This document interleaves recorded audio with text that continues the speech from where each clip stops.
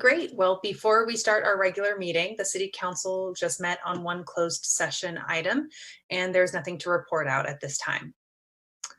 So good evening, everyone, and thank you for joining us for our January 20th regular meeting of the Arcata City Council.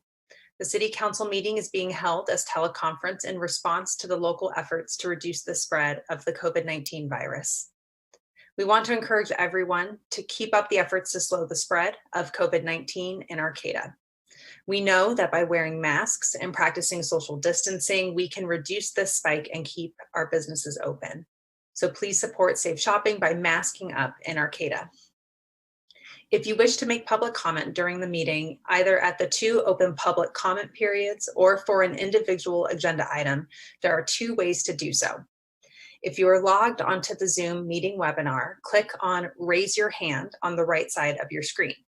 When it is time for public comment on the item you wish to speak on, the clerk will unmute you. You will then have 2 minutes to comment. You can also access this meeting by phone. Call the number at the bottom of the screen. Enter the meeting ID also at the bottom of the screen. Press *9 on your phone. This will raise your hand. When it is time for public comment on the item on which you wish to speak, the clerk will unmute your phone. You will hear a prompt that will indicate that your phone is unmuted, and then you will have 2 minutes to comment. And now, if you would like to, please join me for the flag salute. I pledge allegiance to the flag of the United States of America and to the republic for which it stands, one nation, under God, indivisible, with liberty and justice for all. Thank you. Will the city clerk please call the roll? Mayor Pereira? Here. Vice Mayor Watson? Here. Councilmember Atkins Salazar? Here. Councilmember Goldstein? Here. Councilmember Schaefer? Here. All present. Great. Now we will move on to ceremonial matters. We have a proclamation recognizing January 2021 as National Mentoring Month. Whereas this year, Big Brothers Big Sisters of the North Coast celebrates 51 years of service to the youth in Humboldt County. Big Brothers Big Sisters of the North Coast recognizes that the future of Humboldt County rests on the success of its youth. Whereas a mentor is a caring, consistent presence who devotes time to help a young person develop personal strength and achievement and achieve their potential through a structured and trusting relationship. Quality mentoring encourages positive choices, promotes self-esteem, supports academic achievement, and introduces young people to new ideas. Now, therefore, be it proclaimed that the City Council of the City of Arcata hereby recognizes January 2021 as National Mentoring Month, and thanks all of our local heroes who participate in quality mentoring programs to equip our youth with the tools to lead healthy and productive lives. The City Council also calls on residents to help close the gap between the availability of mentors and the number of children facing challenging circumstances who would love to spend time with a big brother or big sister. Signed today by myself, and we will hopefully get a copy over to Big Brothers Big Sisters of the North Coast. So thank you. Next, we have on our agenda for ceremonial matters, a certificate of appreciation for Stan Schaefer for his 24 years of service to the City of Arcata. Whereas the City of Arcata hired Stan Schaefer as a maintenance worker in 1997, promoted to senior maintenance worker in 2001, further promoted to maintenance crew leader in 2015, and finally promoted to Parks, Facilities, and Natural Resources Supervisor in 2018.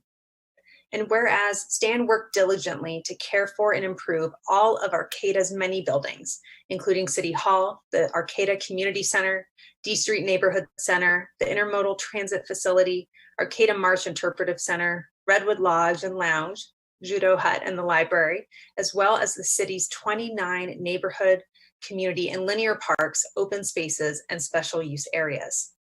And whereas Stan exemplified excellent leadership and reliability with a resilient can-do attitude and an admirable ability and willingness to accomplish the tasks at hand with a dedication to city parks and facilities that has greatly enhanced the quality of life in Arcata. And whereas Stan always brought a high level of care and passion for those around him and for the work he is dedicated towards. And whereas Stan's range of duties demanded and divided his attention in many directions, but he could always be counted on to calmly and efficiently respond to and resolve whatever situation arose. As a quick thinking problem solver and multitasker, he was adept at serving the myriad of needs that his colleagues, collaborators, and the community required of his position. And whereas Stan's coworkers regarded him as a considerate, attentive communicator with a friendly smile and a good sense of humor. And whereas the city and the community have greatly benefited from Stan's commitment and service to the city with yet another mighty fine job. Now, therefore, the City Council of the City of Arcata hereby expresses its appreciation to Stan Schaefer for serving the people of Arcata for 24 years. We wish him all the best and commemorate his retirement on December 30th, 2020, signed today by myself. And I didn't know if there was if Stan was here for any comments or anything from staff. We did not get Stan logged on quick enough, so we're good. We'll keep moving. We've got Dobie and Mark are both here, so we'll get to them when you get there. Okay. Continue. Thank you, Stan. Okay. Next, we have a certificate of appreciation for Mark Andre for his 37 years of service to the City of Arcata. Whereas the City of Arcata hired Mark Andre in 1984 as a part-time forest technician, later to be promoted in 1986 to Forest Resource Specialist, in 1991 to the Forest GIS Coordinator, the Deputy Environmental Services Director in 1992, and finally promoted into his long-standing role of Environmental Services Director in 2006. Over the years, Mark's dedication to the city's forests and natural spaces has greatly enhanced the quality of life in Arcata. And whereas Mark's environmental leadership has led the way for many legacy projects, including the Arcata Ridge Trail, the McDaniel Slough restoration, adding 75 acres back to the Humboldt Arcata Bay, the Baylands Restoration and Enhancement Project, which acquired 217 acres along North Humboldt Bay, the Alder Grove Marsh, multiple creek and stream daylighting and enhancement projects, and Arcata's portion of the California Coastal Trail. And whereas, under Mark's tenure and restoration forestry skills, the Arcata Community Forest has fully recovered from past management practices, resulting in a model that other local and international communities are using as an example for their community-based forests. And whereas Mark's persistent vision for the future provided Arcata with an early start to digitizing city maps and developing a tremendous GIS resource. This vision also allowed Arcata to capitalize on early air carbon credit markets, which resulted in the finance director at the time asking him during budget revenue development if he would be selling any more of that air that year. And whereas Mark's patient, good-natured leadership made him well-suited to serve as the director of the largest department in the city, as did his impressive ability to keep an assortment of plates spinning simultaneously. And whereas through his dedicated work ethic, astute management of manifold projects and programs, and evident respect and appreciation for his staff, Mark promoted a culture of teamwork and cultivated excellence within his department. And whereas Mark's environmentally conscious management spanned well beyond the forest, with focused efforts to restore creeks, wetlands, and baylands, conserve and protect wildlife habitat, reduce stormwater pollution, promote energy conservation to reduce greenhouse gases, and divert and reduce the amount of waste sent to landfills. And whereas Mark has long served the best interests of the city, its residents and visitors, infrastructure, open spaces, waterways, and of course, forests with shrewdness, devotion, and ingenuity. The fruits of his service will be enjoyed for many generations to come. Now, therefore, the City Council of the City of Arcata hereby expresses its appreciation to Mark Andre for serving the people of Arcata for 37 years. We wish him all the best and commemorate his retirement on December 30th, 2020.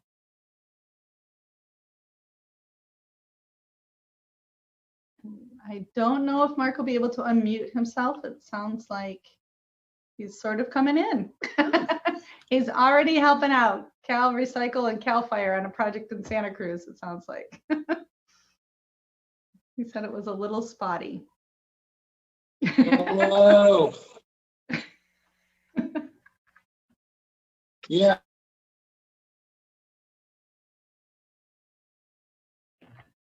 So you are definitely freezing up, Mark, but it might be a fitting technological end. I'm not sure.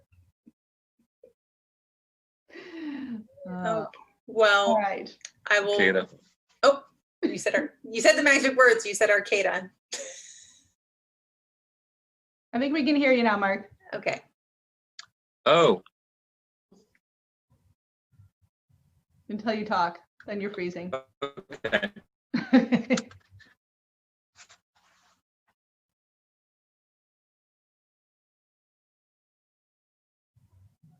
It's all good. All right. Thank Thank you, you. Mark. Thank you, Mark. I even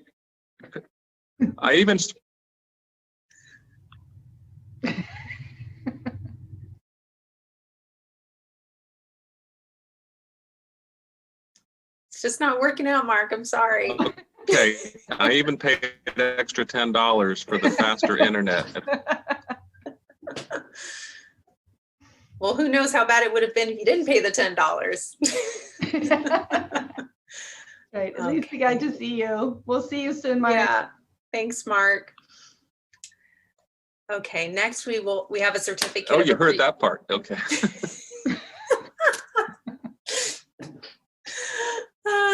Well, now we're going to do a certificate of appreciation for Dobie Class for his 22 years of service to the city of Arcata. All We're right. at, I'm working on it. sorry, Mark. It's Dobie's time now. Okay, certificate of appreciation for Dobie Class for his 22 years of service to the city of Arcata. Whereas the city of Arcata hired Dobie Class in 1999 as the assistant city engineer and deputy director for public works, later to be promoted in 2002 to the director of public works, shifting to the city engineer position in 2015, with his final position as a special projects engineer focusing on the water wastewater treatment plant upgrade project in 2019. Over the years, Dobie brought practicality, dexterous problem solving, and gumption to his work as a public servant. And whereas Dobie's vision for building outside of the box brought innovations to Arcata, such as roundabouts, speed humps, bumps and lumps, yes, they are different, Woonerfs and bicycle boulevards, all while caring deeply about alternative transportation, environmental and social justice, and the health benefits of pedestrian and bicycle improvements. And whereas Dobie never let engineering limitations stop a project and should be acknowledged for his role in many large accomplishments, including the Foster Avenue expansion, McDaniel Slough restoration, many miles of trails and bike lanes, formulating the city's first capital improvement plan, over a dozen park renovations, and the procurement of new water tanks, all while graciously taking on new tasks and learning a variety of trades, from code enforcement to transit, to building inspection and high power electrical wiring, all to keep the city running smoothly and within budget. And whereas Dobie was instrumental in receiving and implementing a variety of state and federal grants for various city infrastructure improvement projects, helping Arcata to achieve the status of a bicycle-friendly and pedestrian-friendly city. He also served on the technical advisory committee for the Humboldt County Association of Governments, where he helped to funnel money to Arcata for transit and street infrastructure projects, while developing annual countywide projects that greatly benefited the various cities and agencies involved. Whereas Dobie also saved the city money by driving a city truck and trailer all the way to Portland, Oregon to pick up the infamous Portland Loo, taking great strides to ensure that it made it safely to its new forever home. Even more impressively, according to the Mad River Union article from April 1st, 2015, Dobie was able to secure an unprecedented $63 billion award to construct a large hadron collider at the bicycle hub at the intersection of 10th and I Streets. And whereas Dobie had a personal relationship with the one and only Santa Claus, somehow always able to convince him to make an appearance at the annual city employee holiday party, bringing joy and laughter to all in attendance. And whereas with his friendly demeanor and contagious sense of humor, Dobie is also energetic, passionate, and quite literal. Once, when asked by a colleague to run 5 blocks to the store to grab some batteries, he did just that and returned shortly thereafter, huffing and puffing from his adventurous spirit. And whereas no matter how stormy the seas, Dobie always had the confidence and nerve to do what it took to right the ship, bolstered by his determination and indomitable spirit. Arcata has greatly benefited because of Dobie's continued commitment and service to the city, with his institutional knowledge that is an institution in and of itself, and he will be greatly missed. Now, therefore, the City Council of the City of Arcata hereby expresses its appreciation to Dobie Class for serving the people of Arcata for 22 years and wish him all the best and commemorate his retirement on December 30th, 2020. Do we have Dobie? Dobie, can you unmute yourself? I'm trying. You did it. Let's see, hang on, integrated, there we go. You're good. You know what? It doesn't work apparently. It does. You're loud and clear Oh, here. good, okay. Well, all I can say is thank you. It's been an absolute honor and a pleasure to work with all the staff of the city. It was my dream to come and work at the city from the time I went to Humboldt State. And all I can say is I look forward to continuing to serve in all kinds of capacities. And as far as I'm concerned, I'm going to die here. So you'll be seeing me for plenty more years because I want to see what sea level looks like in 2050. So thanks again. Congratulations to all you new council members. I hope you have a blast. All right. Thanks. Thanks, Dobie. Thanks, Dobie. Okay. Well, now we will move on to reports by commission or committee. We have our 2020 annual report of the City of Arcata Planning Commission, and we have our chair, Dan Tackney. Yep, we are just bringing Dan in now. He should be able to unmute himself in just a second. Perfect. Hi, Dan. Hi, are we good to go? You are good to go. Okay, I didn't realize we were losing such amazing staff members. I hope there's good people, and I imagine there are, to fill their shoes. Hello, new city council. I am looking forward to meeting a couple of you. I know Sarah from many years back, but I haven't met Stacy or Emily. Is David Loya here somewhere? He is. Okay, so I think you probably have a copy of what's in front of me, the Planning Commission goals for 2020, 2021. They're virtually the same. And, you know, we can talk about them in detail, although I'll need staff contribution on that. You know, they write the reports, we respond to them. And they have the background on all this. But I think the couple of things that are going to come up time and again that we've spent a lot of time on are to finalize the local coastal program. We've been working on that a lot lately, and it feels like the horizon is coming on that one. And then also the strategic infill redevelopment plan feels like a big one that we're going to keep dealing with and that you all are going to have to respond to. There's so much about infill. I know we talked about it a fair amount at last year's report from the commission. It feels a little bit like the elephant in the room, aside from climate change and sea level rise. But you know, our first big infill development project is going on south of the co-op there. I'm sure you all have seen it. And that location to me felt like, if not here, where, although we still got a fair amount of neighborhood pushback. And that model feels like something that's going to repeat itself. So I don't know if they'll be sprinkled around the Arcata Gateway project or where future projects might get targeted, but it feels like something we're going to be revisiting with state incentives in mind and all the transportation connectivity and, you know, wonderful assets that seem to go along with those projects. So I think beyond that, another thing that I just want to touch base on briefly, it's something that's been on the list for a couple of years and it has been on the back burner for a few years within the city, is this historic preservation and getting the Arcata Plaza designated a historic landmark.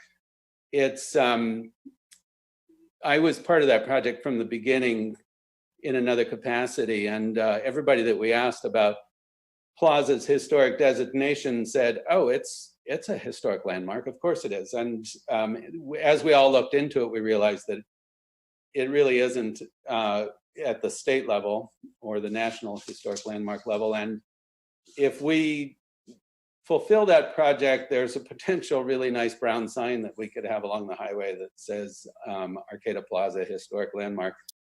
And I think that's the kind of thing that pulls good people off the highway to come visit our town. And there's very few towns, as we all know, up and down the state that have such a charming town center. And it always feels like, what a shame to drive through Arcata and not get off the highway and realize what our downtown looks like. So hopefully that project will be crossing all of your plates before too long. There's some more homework to do. A lot has been done, and we just need to fulfill that one. Are there questions or comments that I may or may not be able to answer? Thanks, Dan. I'll ask for questions from the council, starting with Councilmember Goldstein. No questions, thank you. Mm-hmm. Councilmember Schaefer. No questions at this time. Thanks, Dan. Good to see you. Yep, you too. Councilmember Atkins Salazar. No questions, but nice to meet you and thank you for the report. You're welcome. Vice Mayor Watson. I don't have any questions. Really appreciate all the work that the commission does. Thank you. Mm-hmm. And yeah, I don't have any questions. So thank you. Okay. And I'm sure the work that you all do. I know a lot of the stuff that goes through us ends up in your docket, and that you have to study all the same material. So I have a sense of that's only one small part of your project, being on city council, and how much work it is. So thank you for responding to these projects and seeing them through at the other end. And I look forward to meeting the rest of you in person, and we'll talk soon. Great. Thanks, Dan. You're welcome. Good night. Do we have any members of the public wanting to comment on this item? There is no public comment on this item. Okay, next we will move to early oral communications. This 15-minute time period is provided for people to address the council on matters not on the agenda this evening. At the conclusion of all oral communications, the council may respond to statements. Any request that requires council action will be set by the council for a future agenda or referred to staff. Speakers addressing the council at this time are limited to 2 minutes, and we can take up to 7 speakers. Please raise your hand if you are on Zoom, or press *9 if you are calling in by phone and wish to make a comment. Do we have anyone that would like to make a comment for early oral communications? We do not have any indication of public comment at this time. Okay. Let's see. Next, we have our consent calendar. All matters on the consent calendar are considered to be routine by the City Council and are enacted in one motion. There is no separate discussion of any of these items. If discussion is required, that item is removed from the consent calendar and considered separately. At the end of the reading of the consent calendar, council members or members of the public can request that an item be removed for separate discussion. And now I will go through and read the consent calendar. A, approve the City Council minutes of January 6, 2021. B, biweekly report on general warrants. C, adopt ordinance number 1540, an ordinance of the City Council of the City of Arcata, of the City Council of the City of Arcata, amending zoning regulations pertaining to city-initiated land use development projects in the Cannabis Innovation Zone, Combining Zone. Waive reading of the text and consent to read by title only. Is there any member of the council that would like to pull an item? I'd like to pull item C. C? Okay, Thank you. great. Is there anything that needs to get pulled by staff? And any members of the public that would like to pull an item for separate discussion? No members of the public. Okay, well, I will entertain a motion. I'll move to approve the consent calendar. Minus item C. You want to do that and also say without item C. Oh, sorry. Okay, I move to approve the consent calendar without item C. Second. Okay, we have a motion and a second. We'll call the roll. Let's see, Councilmember Atkins Salazar. Aye. Councilmember Schaefer. Aye. Councilmember Goldstein. Aye. Vice Mayor Watson. Aye. I vote aye as well. Motion passes. And now we'll move to item C. And Councilmember Goldstein, I'll turn over to you. Thanks. I know we talked about this at our last meeting, but it's kind of just been eating at the back of my brain, I just wanted to revisit the number of permits that we were going to allow. We had talked about going from 20 to 30 as the cap. And the more I thought about it the last week, the more it started to just feel like a pretty large step. And we had talked a little bit about maybe finding a middle ground at 25. And so I just was hoping we could revisit that briefly and talk about that number.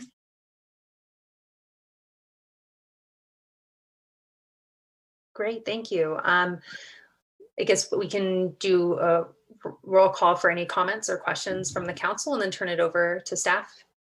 Let's see, Councilmember Schaefer.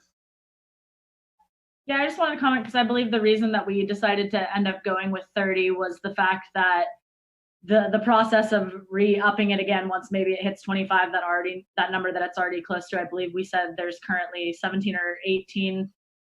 Forgive me if I'm wrong. I don't remember the exact number, but again, then having to go through this process and having to go through, drawing up another ordinance and all of the work that the Planning Commission has done on this, that it's kind of, makes sense to make it 30 so there is some wiggle room in there so we're not constantly revisiting and renewing the subject, I believe is what we spoke about last time. So I just wanted to say that I'm still on the side of, keeping with streamlining it for our staff and not having to revisit this issue multiple times. And I think upping it to 30 is what makes the most sense at this time. Okay, Councilmember Atkins Salazar. I'm also fine with upping it to 30 if that's the recommendation of staff. I mean, we're not even at 20 yet, so it's not like there's people clamoring to get in there. So I think it'll, we have quite a bit of time to fill those slots, but I'm fine with going to 30. Okay, Vice Mayor Watson. Yeah, my preference would still be, like I mentioned last time, to just go with the 25. I just don't. Yeah, I just feel like it's a safer number, and it sounds nice just to say we can just do a moratorium. But I mean, everything costs money. Everything has to come back to us in some form, and everything's going to take staff time. And again, deciding, trying to keep it diverse area, trying to help other businesses that might want to operate in that area. So yeah, but to me, I'm still in favor of 25. My thought is I agree with Councilmember Schaefer and Atkins Salazar. I understand the perspective that Vice Mayor Watson and Councilmember Goldstein that you raised. I think those are valid points, but I do feel like we do have the tools of, if there does seem to be some alarming speed that we're filling up these positions, we can evoke a moratorium, an emergency moratorium where we can act quickly. And I think given that we're not coming close to that, I think this is a prudent path. So at this point, I don't know if there's any comments from staff.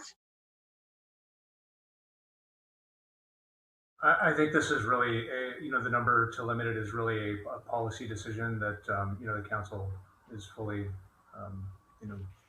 it's fully within their purview to make. So I don't think we have a strong recommendation from staff, 25 or 30. Well, I guess at this point, I'll entertain a motion, whatever that motion is, and we can go from there. Can I please ask another question? Absolutely. Could you just outline the moratorium process and how quickly that is to implement? Sure. Nancy, do you want to handle that one? Yeah, sure. I'm happy to. There is 10-day public notice that's required, and the council has to make findings that the moratorium is needed to preserve the status quo while the city is evaluating appropriate planning standards, because something has changed, like there's legislation that has changed or circumstances have changed. And so I suppose the circumstance that might happen is that suddenly the economy booms and we need to refocus. So on 10 days notice, then the council can take up the urgency ordinance, and that is a different type of urgency ordinance than the one that we've been using during pandemics. But because this then sunsets on its own time limit that the council chooses, it can go for 22 days, or it can go for up to 2 years if the council has a subsequent meeting. So that's the rough process in outline form. It can be done relatively quickly. That 10 days does often extend things a little longer, and then having staff prepare the ordinance. The other thing to keep in mind with that time frame too is that the cap is not, these aren't over-the-counter permits where someone can just come in and say, okay, I'm going to pay my fee and get the permit. They're use permits that require the public hearing process and the planning commission to take formal action. And so I do think it's wise to set the policy based on to ground that in as much information as we have about what a full build out would look like.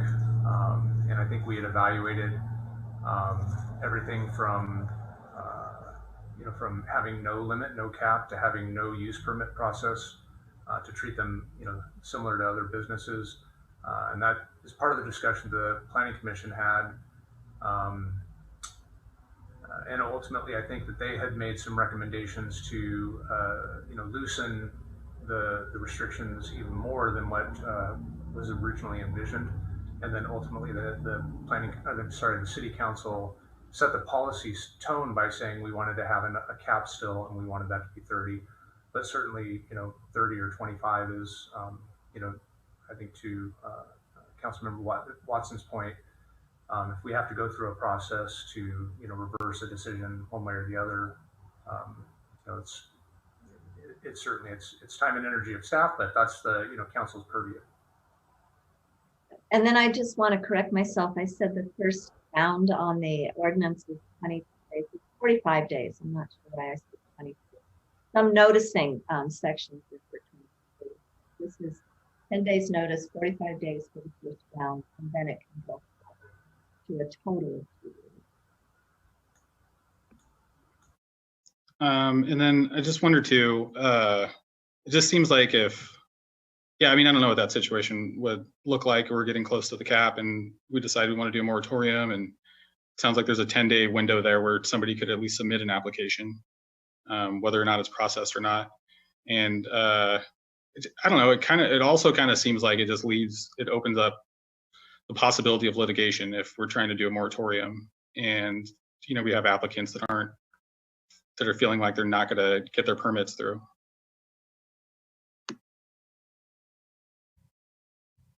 I have another question. If let's say that we did go up to 30 permits, what is the capacity in the area for all businesses? Like, would 30 mean that no new businesses could go in there, or is there still room for other businesses? Because I think that's the concern, that we just want to make sure that it's available to diverse businesses.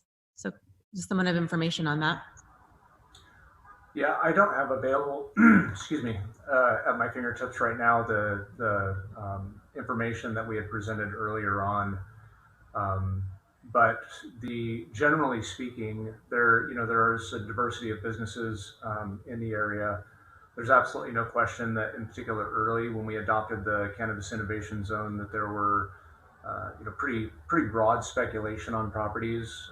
Rents went up, prices of land went up ridiculously, and certainly some of the businesses that were operating there, chose to leave. Some businesses were, their leases weren't renewed because the landowners knew that there would be, additional rents that could come from the cannabis industry that they weren't going to garner from, whatever industry was, operating on the site. And then in addition, we had some folks who were able to, leverage this for, sort of the retirement plan. They cashed out of their property for someone who was interested in purchasing it, converting that property to cannabis. So we lost some businesses that, potentially we would have lost through retirement anyway. So it's kind of all over the map, but there's definitely, a pretty broad range, diversity of businesses out there. On the flip side, I guess I would say, and I think I presented this information at the last hearing on this matter as well, that we may be near, at least for current market conditions, sort of the market, the natural market limit. We had a lot of use permits early, then it tapered off for a while, and there was another push, and now we are up to 17 permits, I believe. And those, we haven't seen a lot of interest since that 17th permit application came in for new use permits in Zone 2. Now in Area 1, use permit isn't required unless you're doing a particular activity that requires a use permit. And so, this is a situation likely if there was market pressure to drive new businesses, they would likely just end up operating in Area 1. We've seen a lot more interest in Area 1, which is where we wanted to drive the business with the policy decisions we made early on anyway. And so, I think there is, good support for making either decision. And again, the reason my staff came back with a recommendation of 30 in this ordinance was because that was the direction we received.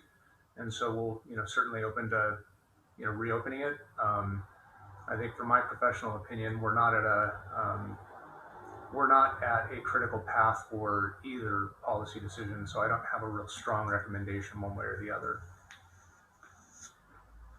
In terms of numbers, just looking at the map, which is on page 31 of your packet for this meeting, and I'm going to give an estimate of numbers, but it looks like based on that map, there was about 105 parcels, of which approximately 20 of them would have been in Zone 1, and so excluded from the cap. So you're probably right around 85 parcels total, of which you would be capping this at either 25 or 30 of those, leaving the remaining that would be outside of cannabis, just to give you a sense for what that would mean in the map. Now, obviously, if you look at the map, some of those are large parcels and some are very small parcels. So depending on which parcels, received that use permit, the landscape could look different.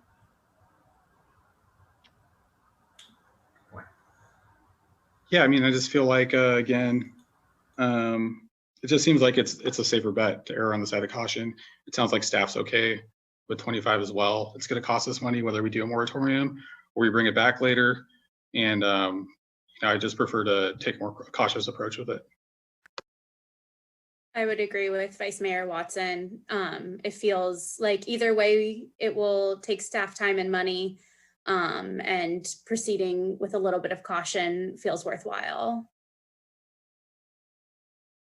Well, I don't feel passionately about the number 30. So like if Councilmember Watson and Goldstein really feel like 25 is the better number, I'm happy to go in that direction.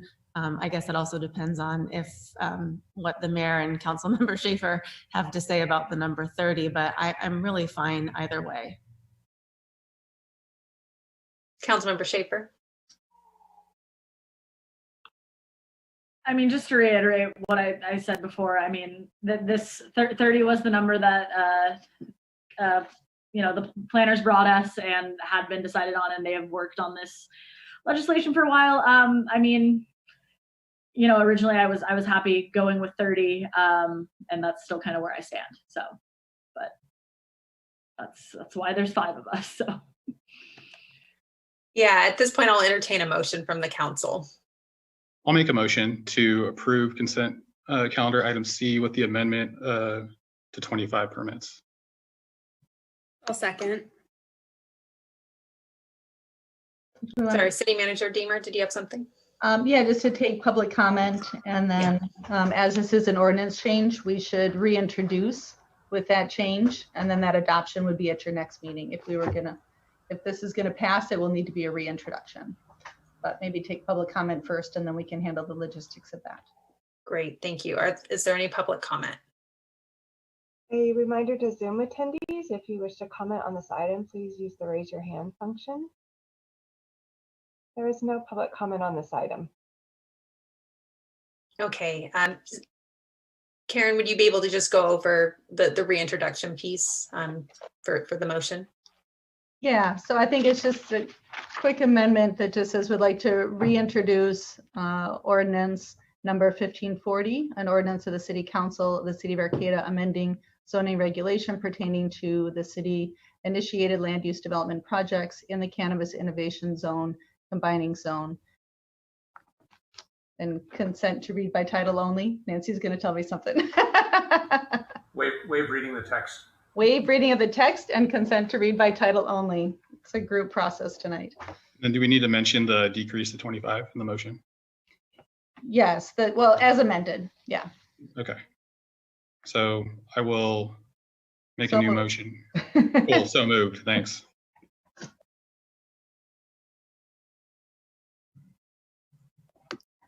Emily, I assume you're comfortable seconding that again. Yeah, sorry, didn't know if I needed to second. Sorry. Great, we have a motion and a second, so I will call the roll. Councilmember Schaefer. Nay. Councilmember Goldstein. Aye.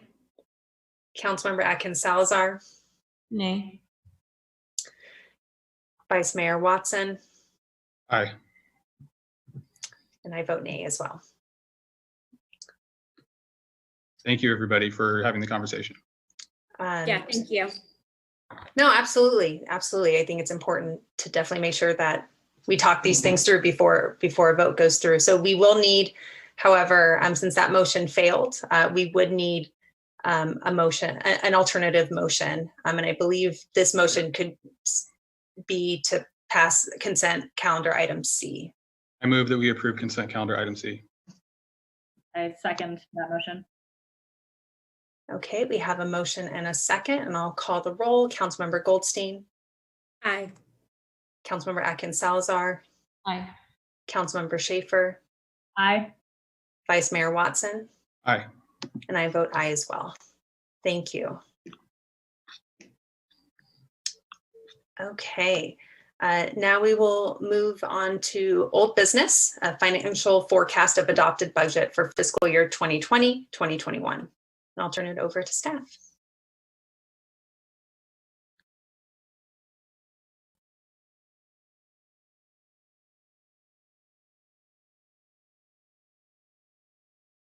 Unmute myself at the same time and share screen doesn't always want to work. All right, good evening. This looks a little different, but it's the same slides that you've seen. I think I can move pretty quickly because overall our financial forecasting is trending similar to the past couple of months updates that you have seen.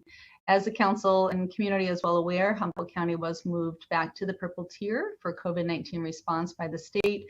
We do have some further restrictions on our retail and our restaurants and our hotels as a result of that. Another concern that we have is that our wastewater does continue to trend about 2 to 4% below estimates. However, as a side note, our rate changes will go into effect or have on January 1st. So we might start to see a change in that trend. And we'll go through that a little bit in more detail as we get to the end of the presentation. And then at mid-year, we won't be doing it on a month-by-month basis, but at mid-year, we will be asking the council to revise both revenue and cost estimates in several categories we've talked about before, such as parking meter and enforcement, building and sports field rentals and recreation programs, where we do see decreases as a result of the effects of the COVID pandemic. On sort of our assurances side and reassurances side is that our sales tax and our TUT in general continue to come in at or above projections. And then our hotel tax, the exception of January and December, where we've expected to see lower TOT, but has also been remitted at projected rates or higher. Just for a few details looking at quarter three. Quarter three, as you probably recall, if you just look at the highlighted piece, the 2019-20 fiscal year actuals was 715,000.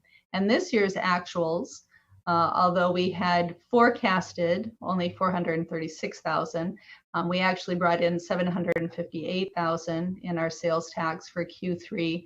So a little bit higher than Q3 of last year, but quite a bit of that increase was due to late payments coming in where retailers had delayed their payments due to some programs that the governor put in to give some relief to businesses responding to COVID. A fairly similar trend that we've seen for the numbers coming in for the tax month October that would have been remitted to the state in December. A slight decrease in 2021 over 1920, but still we are trending just a little higher than we were in sales tax last year at this time pre-pandemic. So that is a good indication so far. We see a very similar trend with our transaction and use tax, that extra local sales tax that we have at point of sale here in Arcata. We see a little higher actual TUT tax in 2021 than we did in 1920. And we see that same trend for what has been remitted so far in December to the state for October sales, a little bit higher this year than we saw last year, and overall a little bit higher. Again, some of that increase is delayed payments that were coming in from last year. On our bed tax, hotel tax, or formerly called transient occupancy tax, we are also seeing numbers trend fairly similar to last year. And last year, quarter three, we saw come in at just over 375,000, and this year we saw coming in just at over 372,000. So very close on target. Again, our estimates for that were substantially lower, recognizing that we're not certain on what the effects of COVID-19 will be in all sectors. Right now, we're seeing a slight decrease in overall what we saw remitted in October and November, or November and December for October, November sales, but most of those will come in here in December, and we'll see what those totals look like in another couple of months. But again, trending on schedule or above what we budgeted this year. So on late and missing payments, originally there was about 194,000 deferred.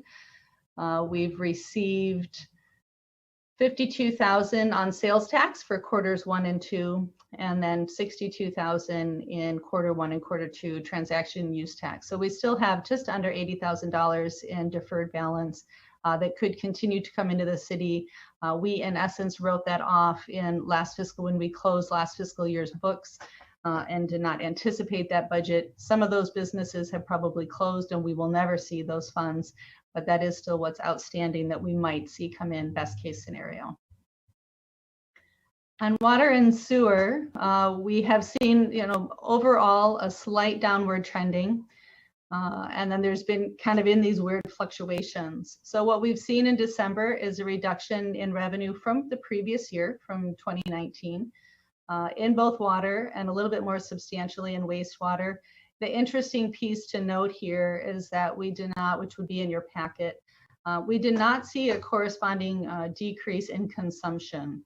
So it is my hope that some of this revenue will be received in January, that we just have more late payments coming in December than normal between the COVID pandemic and the holidays, that we're just seeing more deferred payments than we have in the past.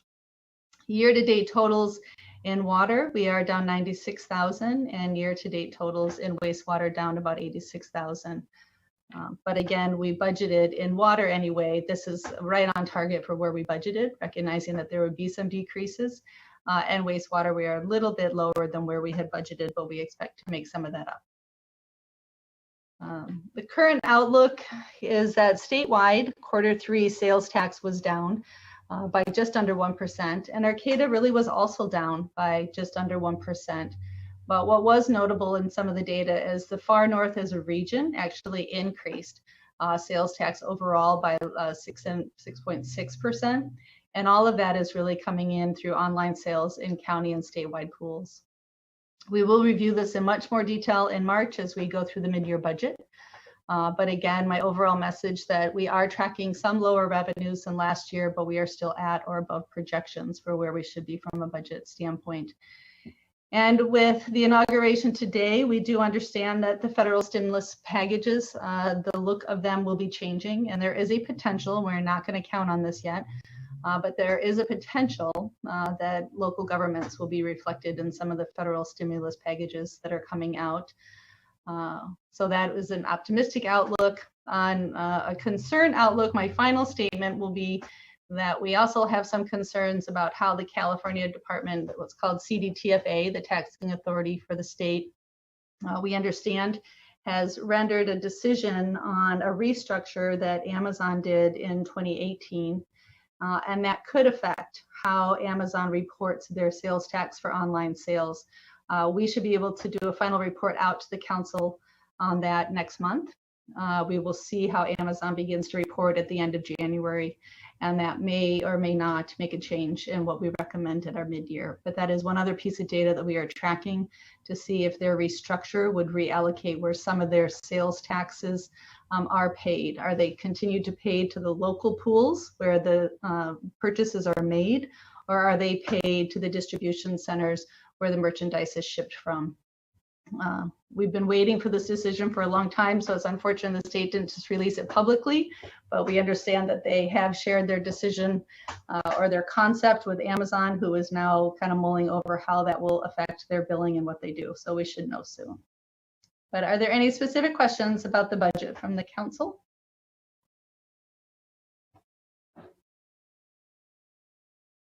Okay. Excuse me, Councilmember Goldstein? No questions. Thanks, Karen. Councilmember Schaefer?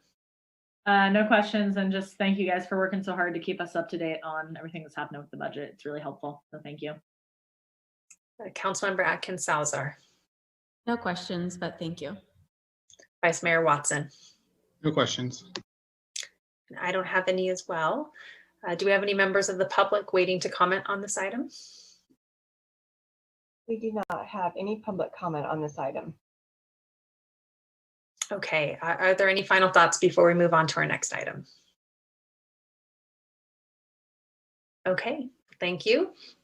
And next, for old business, we will move to item B, consider authorizing applications to the State Community Development Block Grant Program, Coronavirus Response Rounds 2 and 3. May I have a staff report from Director Loya?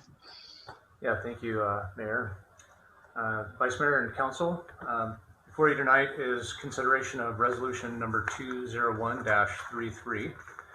We did take this matter up at your last hearing as a scoping hearing, which was intended to provide the council with the stakeholder outreach that we've conducted to date, as well as to provide the public an opportunity to add to that list for activities to be considered under the COVID CV 2 and 3 allocations being funneled through the Community Development Block Grant Program. In a conversation today, I think it was described as building the airplane while we're flying it, that this information is coming fast and furious.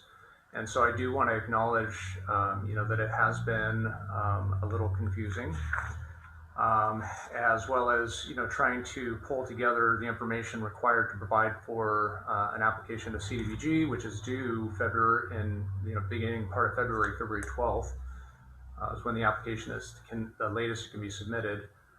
But at the same time, being able to bring forward and vet the items that are on the scoping list for projects that would be viable for application. And so there's kind of a lot of moving parts here. And I wanted to, acknowledge that what's in the resolution doesn't necessarily 100% reflect the conversation that was had at the last scoping meeting. And so this is all still pretty open.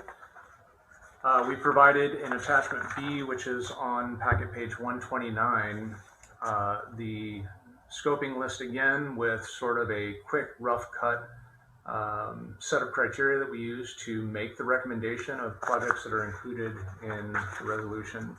And essentially what we did was we tried to evaluate, is it an eligible activity?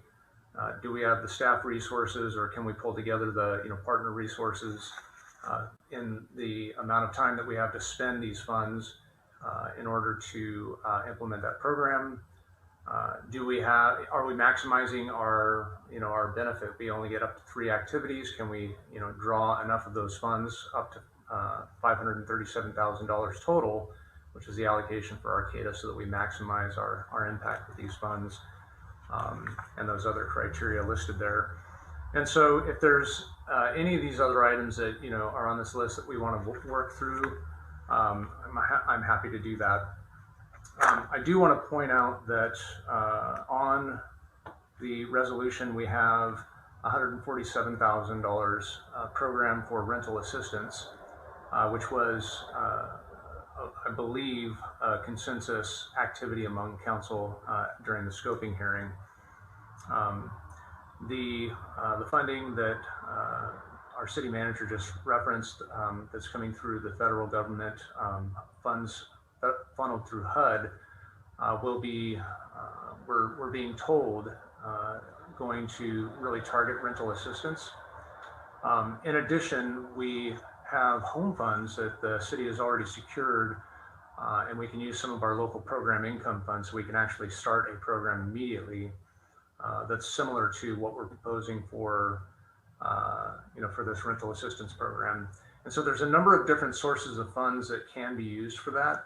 And we've been advised that because of this additional funding that's coming through, we might consider, instead of funding a short-term rental assistance and mortgage and utility assistance through the CV23, perhaps wait for the funds that are coming through HUD.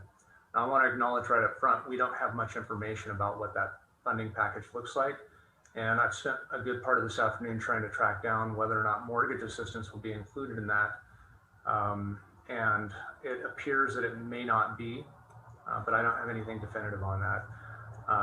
I do have other information as well, as long as we're adding to the pile of speculation that's out there, that the feds are also going to potentially revamp some of their mortgage assistance programs that are already in play.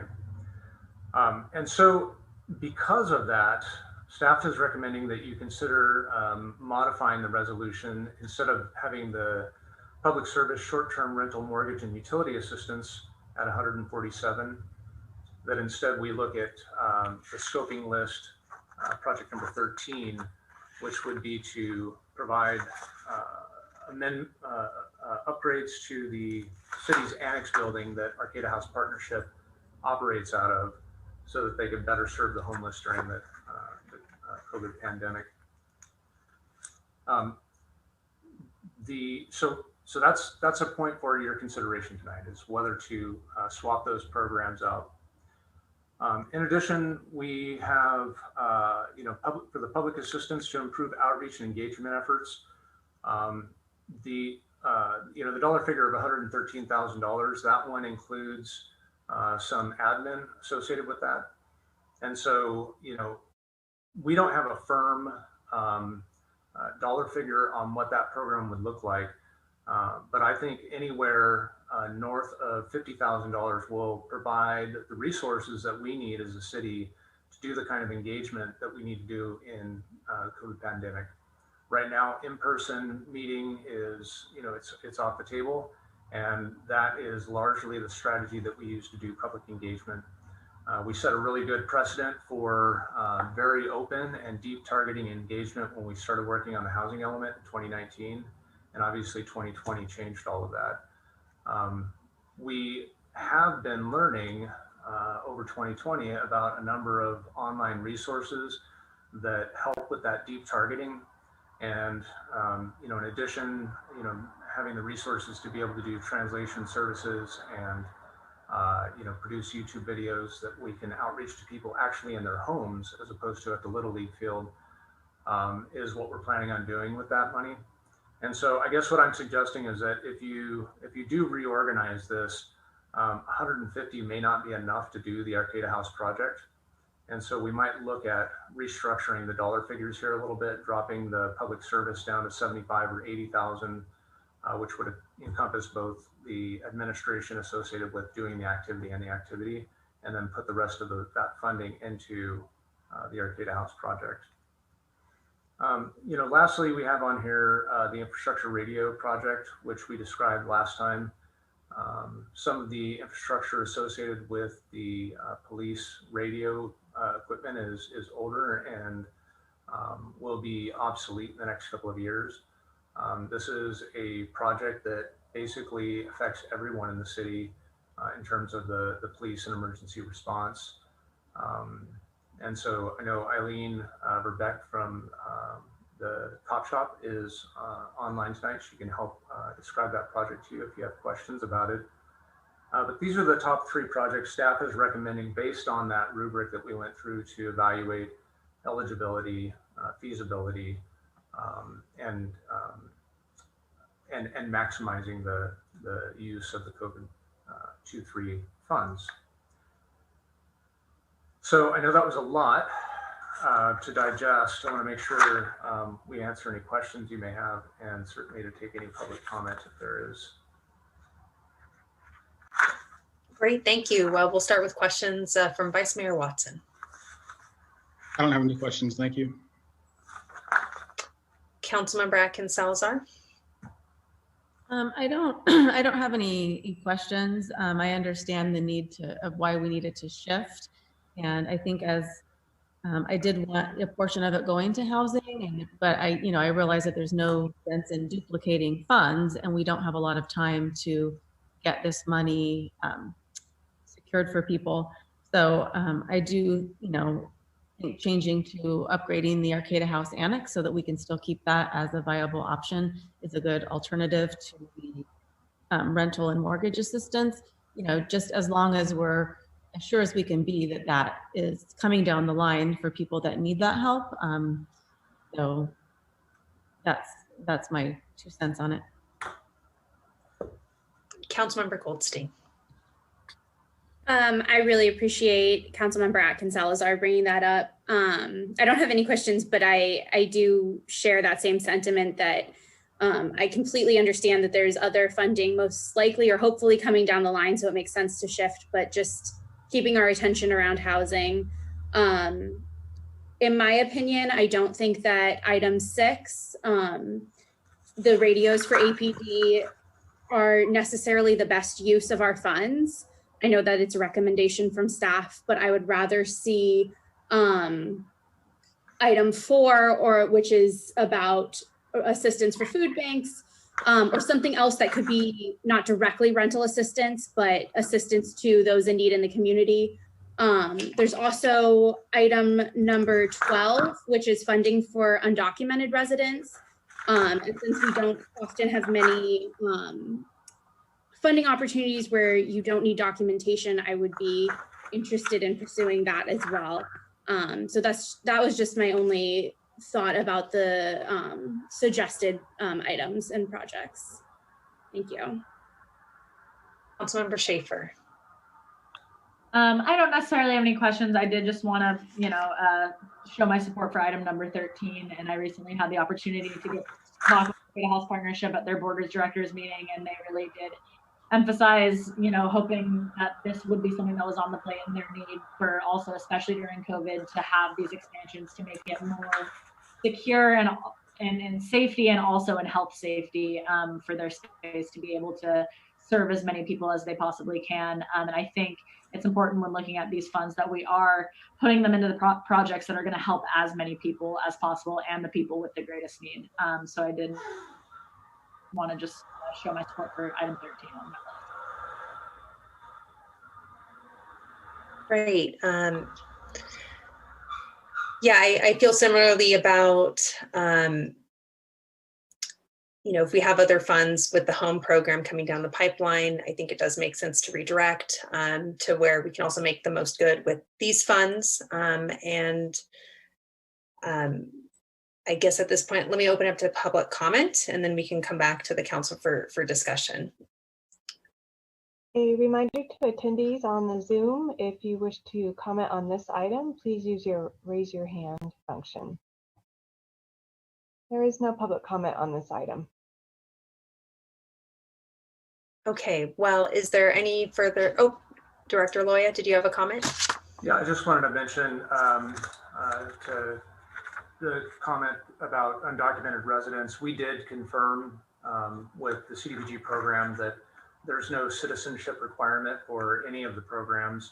And so certainly, folks that live in our community that are undocumented are welcome to access these funds and these programs. So I just wanted to make sure that the council was aware of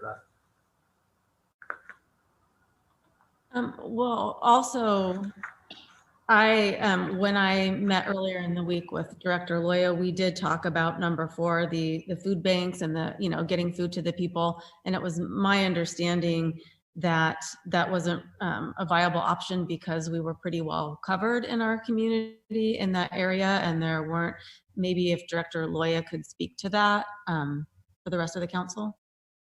Sure. We have reached out a number of times to Food for People. And then we tried to reach out as well to some of our community organizations since we weren't getting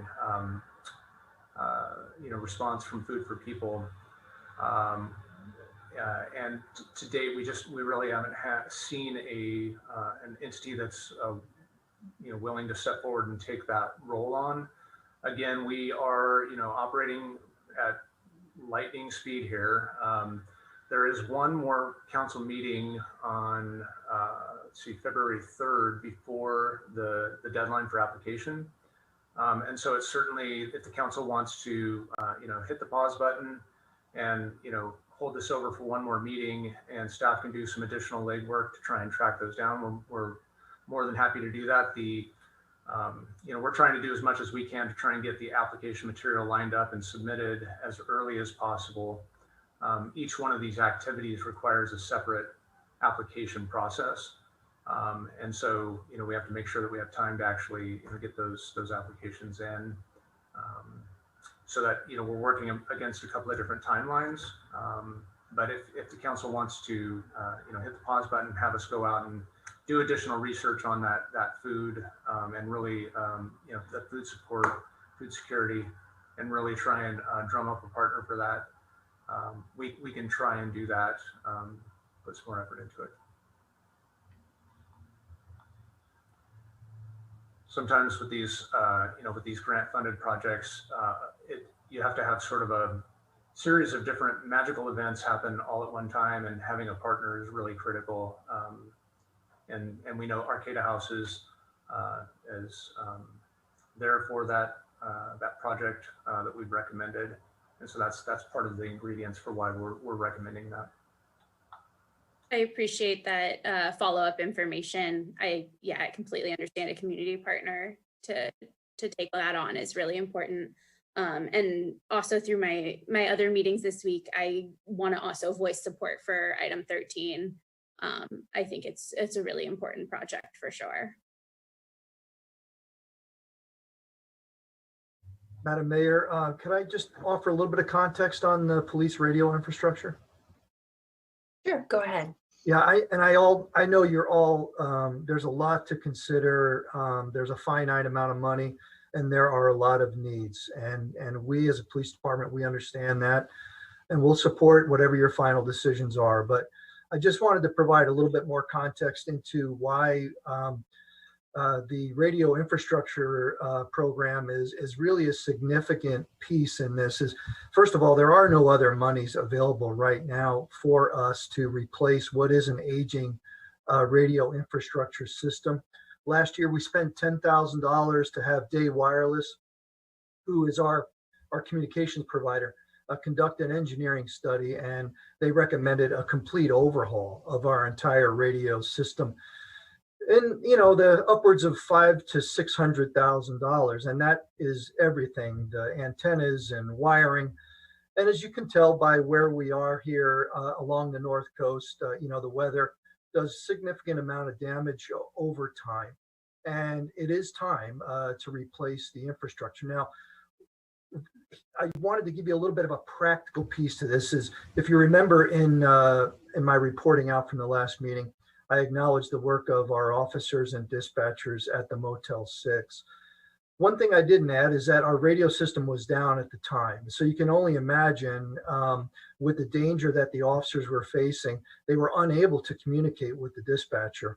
So our supervisor at the scene had to actually get on a cell phone and call our dispatch center to relay information directly from the scene. You can only imagine the delay in that and the amount of stress that caused in a life-threatening situation. What's interesting about our structure right now is there is no warning when the radios are going to go down. They simply go down, oftentimes inexplicably. And then there could be a several day delay before Day Wireless is able to come in and actually replace or troubleshoot the issue, get it back up and running. In the meantime, we have very spotty, if any, radio coverage in several places throughout the city. And what this boils down to is really our officers out in the field. You can only imagine, how important it is for them to be able to communicate with our dispatcher in case they need help, and they need help right now, or a community member needs help right now. It's absolutely critical that we have a redundant system that's robust, that is state of the art. And ultimately what we're trying to do here as well is make sure that our system is able to communicate with Eureka, with Humboldt County sheriffs and other agencies, because right now we just don't have the system built for that. So I'm just asking for you to consider the women and the men who serve here so honorably in Arcata, understanding you have a lot of needs.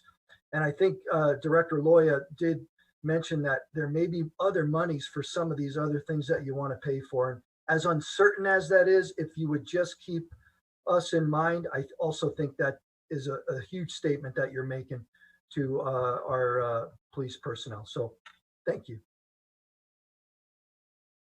Okay, thank you.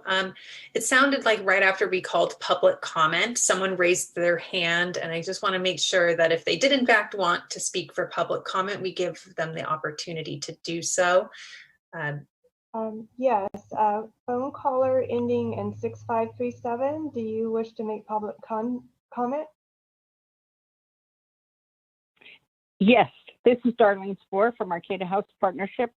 I want to thank you for supporting us and for considering these expenses so that we can continue to provide the best service to our community and to our most vulnerable citizens that we can. Thank you. Thank you. Okay, so I'll turn it back to the council. Or sorry, is there any other public comment? There is no other public comment. Okay. Okay, thank you. So I will do a roll call, just see if there's any further comments or questions from the council, and I'll also entertain any motions, of course, as well. Vice Mayor Watson. Oh, you're on mute. Thank you. I don't have any other questions, and I'll just go ahead and make a motion to adopt resolution number 201-33, authorizing the submission of the city's CDBG, CV2 and CV3 applications. I will second that motion. I'm sorry, can I make one change to the resolution to reflect, I think, the item 13 on the scoping list? So on the first line where it says under section 1, where it says public service short-term rental mortgage and utility assistance, should instead read public facility and infrastructure Arcata House Partnership Annex project. And I would recommend increasing that dollar figure to $180,256 and reducing the public the next line to 80,000.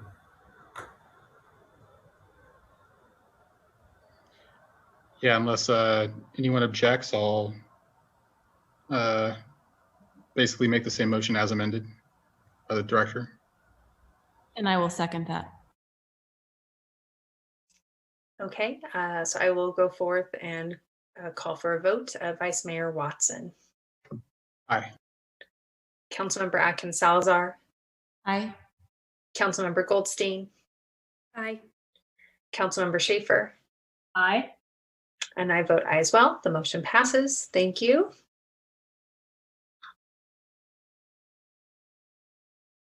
Okay. Next, we'll move to old business item C, adoption of urgency ordinance number 1542, extending ordinance number 1536, temporary restrictions on the eviction of commercial tenants due to non-payment of rent because of COVID-19. And I'll turn it over to our city attorney. Thank you. So this is for your consideration to extend the existing tenant protections that the council has for commercial tenancies.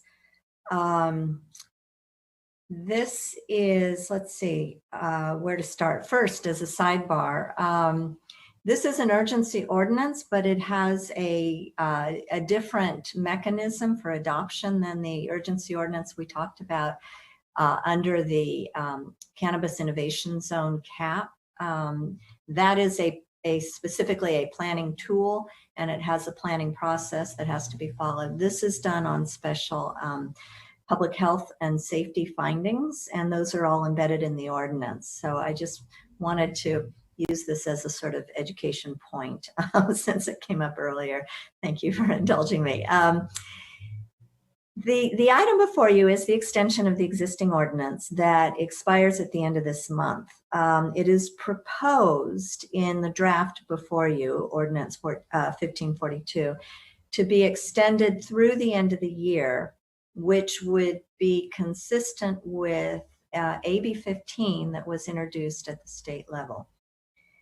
Remember that the residential tenants are protected under current state law, and the city is prohibited from adopting any type of local ordinance that would attempt to protect or regulate residential tenancies, because the state law is so comprehensive.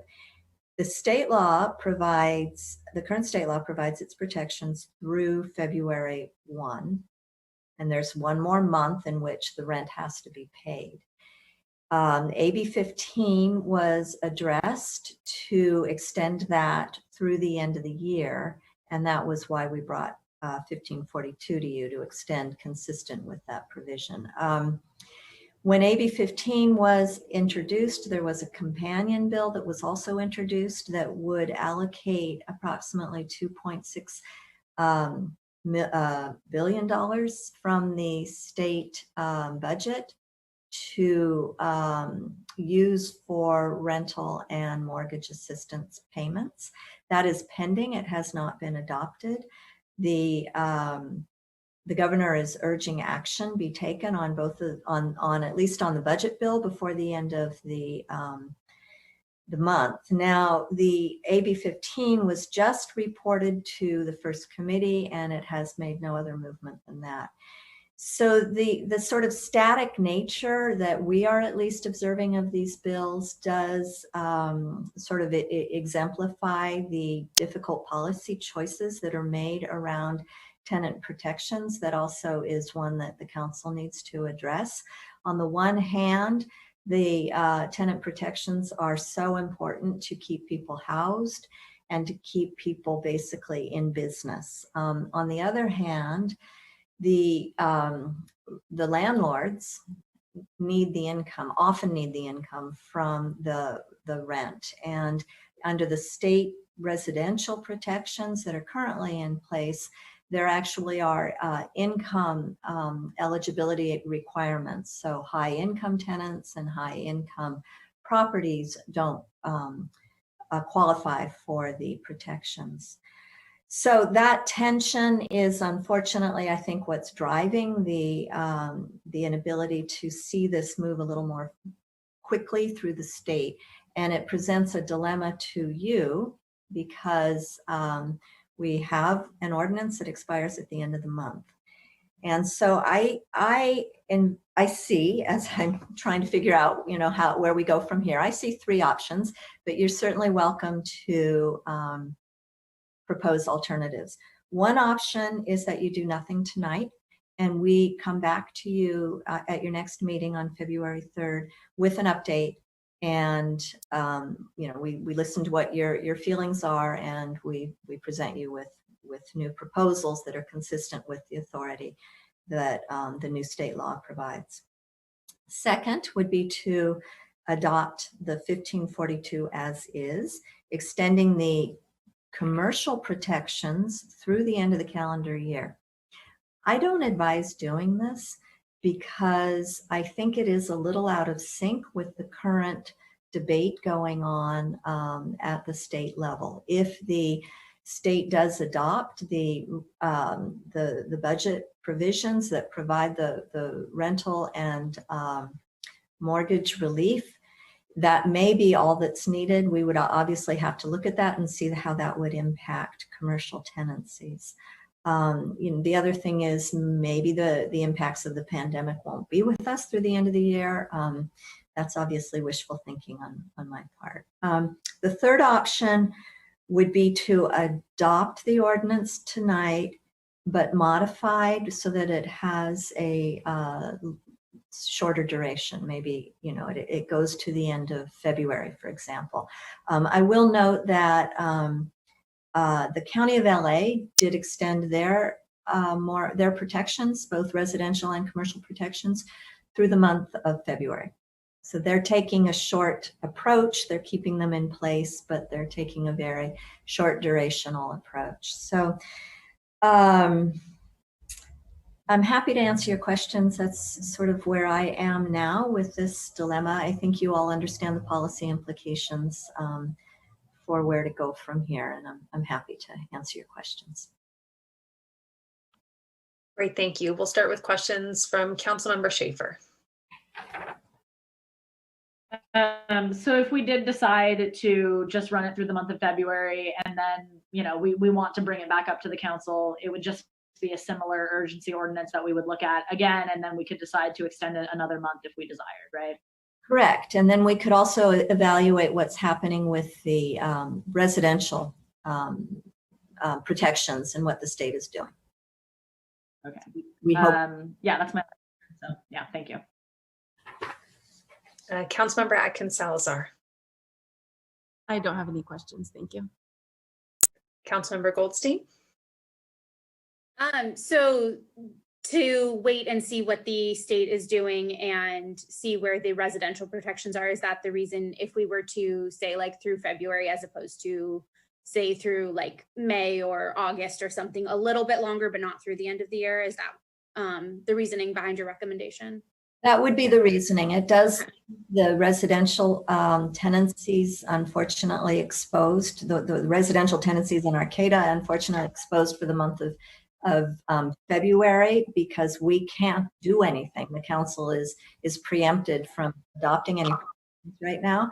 But I think that there is enough urgency at the state level that some form of protection will be provided for at least the residential tenancies. I wish I knew more, but that is, excuse me for running on a bit, but yeah, that is exactly the point. Short term, see what happens, and then we come back and then see what you want to do. Thank you.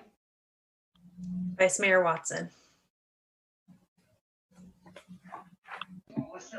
I don't have any questions. Thank you very much. I mean, I would be in favor of just going ahead and waiting as well.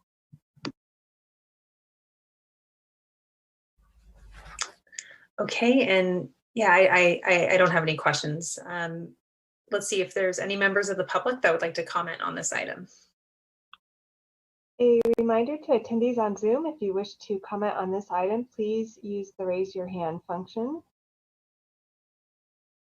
We do not have any public comment on this item. Okay, well, are there any comments or a motion from the council? We'll start with Councilmember Schaefer.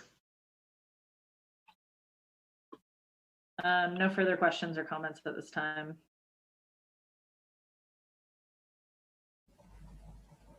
Okay, and also we can entertain a motion at this time too. So let's see, Councilmember Atkins Salazar.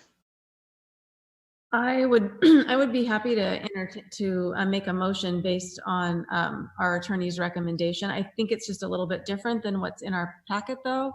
So that's why we're all, I think, maybe hesitant to. So if you could guide me in that, I would be happy to. Sure. What is it that you would like to do? And then I can happily guide you. What is your recommendation that we just go ahead and do it till the end of February, similar to what Los Angeles is doing? That is one recommendation, and the alternative recommendation, and I could go either way, I don't have a strong preference, would be to wait until your next council meeting and see where we are. So either of those is what I would recommend. If you want to extend it 1 month through February, then you would be adopting urgency ordinance number 1542, amended so that it is extending the existing ordinance until February 28, 2021. Waive reading of the text. And do you see any problems with doing that? I don't think so. I think that we are okay with that legally. The basis for the city to be acting in this field, regulating commercial tenancies, is provided in some of the executive orders that the governor issued last year. And I think those are still viable. So I would be happy to make the motion as described by Attorney Diamond. Okay. I second that motion. Okay, we have a motion and a second. Now we'll go for a vote. Councilmember Schaefer. Aye. Councilmember Atkins Salazar. Aye. Councilmember Goldstein. Aye. Vice Mayor Watson. Aye. I vote aye as well. Motion passes. Thank you. Okay, next we have City Goal Setting 2021-22 preparation, stakeholder engagement meetings. We'll have a staff report from City Manager Deemer from the computer of Vice Mayor Watson. It is the night for technical difficulties and mine just went blank. So while we're getting it restarted, I'm going to go ahead and introduce this item. I would also, before I do, would like to introduce Julia Heatherwick, who is with us as well. Mayor Pereira has sweetly asked, and she has sweetly accepted, to assist us with the stakeholder meetings that the council has laid forward. So just as a little backdrop, the council has opted to hold 5 different stakeholder meetings that would cover a gamut of topics that have been determined to be priorities before we move into goal setting. And so really in preparation for the council goal setting, these stakeholder meetings will be held in the month of February. The council will bring together key leaders to encourage input, idea sharing, collaboration, and support on the key topics. The input gathered then will inform the council on their strategic planning and on our goal setting that will happen in March. So we recognize, as we have talked about during the last couple of meetings, that this has been sort of a fast evolving process. But Julia has agreed to help us kind of ground it in some good purpose and with some good outcomes. And so the proposal before you tonight is you have already established your subcommittees for each of the 5 topics, but is to just revisit each of those 5 topics as a group and make sure that, especially for topics that you are not on that subcommittee for, if there is anything in particular that you would like to see as an outcome or a goal of that stakeholder engagement, that you have the opportunity to express that tonight so that the subcommittee that will be holding that stakeholder meeting will be able to incorporate that into their planning. And then the second piece, yeah, Councilmember Schaefer? Don't we have subcommittees because I'm looking at the list here and I don't see Valley West on there. And I believe that was one of our subcommittees, or at least it's one that think I'm on. So yes, Valley West is a subcommittee. Okay, just on the staff that I'm looking at, it does only have 5 or 4. It only has 4. Okay. Okay, so maybe that just got cut up at the bottom of the page. Okay, it might have been cut off then on mine or something. Yeah, so you and Councilmember Goldstein are serving on the Valley West Committee. Yes, we do have 5. I wasn't missing. Okay, great. Yeah. And then the other goals that I was hoping we get agreement on tonight are just 2 things. One is for any stakeholders that you would like to see invited to any of the 5 groups.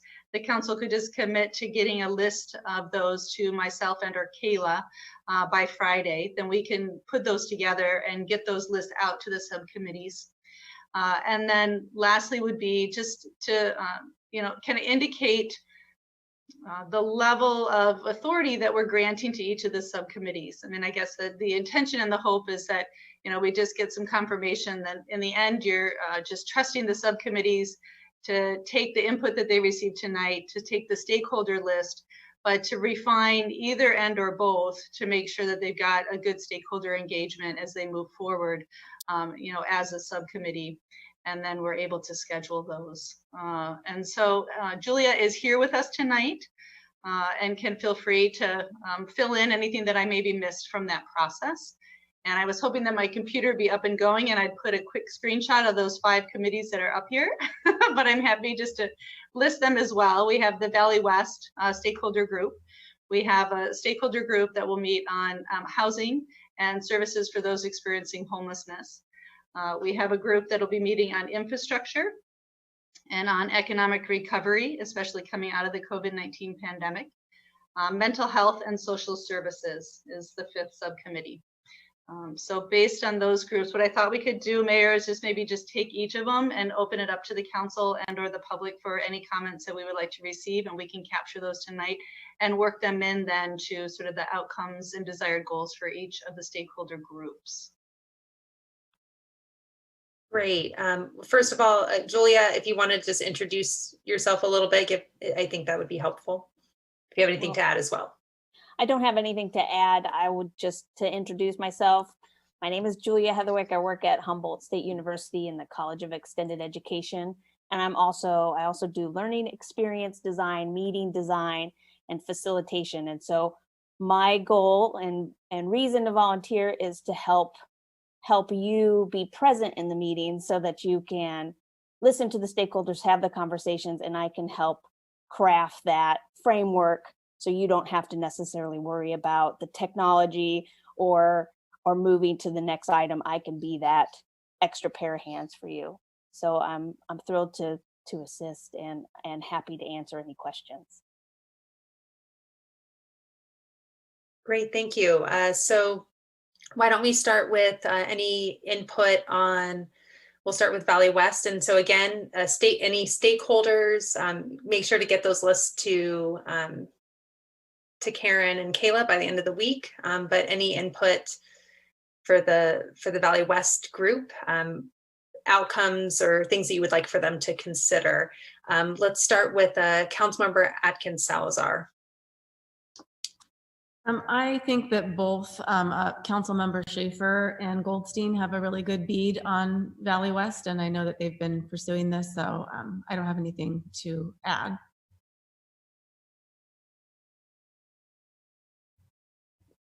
Great. Let's see, Vice Mayor Watson. I don't have anything to add. Thank you. And I don't have anything to add as well. Let's see. So next for infrastructure, that's Vice Mayor Watson and myself that are serving on that. So let's see Councilmember Goldstein. Any input for infrastructure? I don't have anything to add. I'm sure you both are doing a great job. Thank you. Councilmember Schaefer? Yeah, I don't think I have anything to add. I would, I guess, just want to express my support of maybe seeing CRTP on that group, but I know that they've sent letters to the council and have expressed their interest, so I'm probably pretty sure they're already on your list. So yeah, thank you guys. Councilmember Atkins Salazar. Nothing to add, thank you. Okay, and let's see, economic recovery. I believe we have Councilmember Atkins Salazar and is it Vice Mayor Watson on that as well? So let's see, Councilmember Schaefer, any input for that piece? Nothing to add, thank you. Councilmember Goldstein. Nothing to add, thanks. Okay. Let's see, mental health and social services. And for that, we have Council members Goldstein and Atkins Salazar. So Vice Mayor Watson, any input for that piece? No input, thank you. Okay, and let's see, Councilmember Schaefer. No input. I know both of these council members are very involved in that community and have a good list, I'm sure. So thank you. Okay, and then housing and homelessness, we have council members Goldstein and Schaefer. Anything to add, Councilmember Atkins Salazar? No, nothing to add. Okay, and Vice Mayor Watson? Nothing to add. Okay. Let's see, Julia, is there anything on your end that you think we should also be touching on today to inform the subcommittees?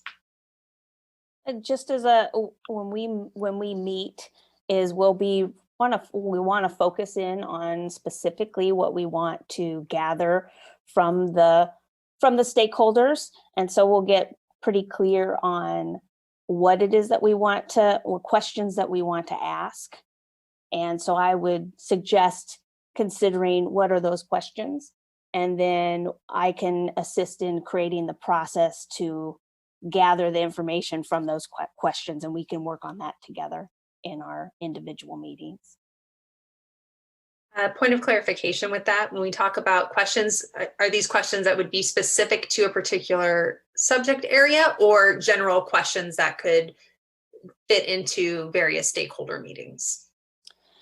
Well, and then I'll ask also for you to chime in on this, but my understanding is that we would craft it per stakeholder group, that we'd have a similar structure and that we'd be gathering the information in a similar way so that it'll be presented so that you'll be able to do take that information and actually use it in your planning process.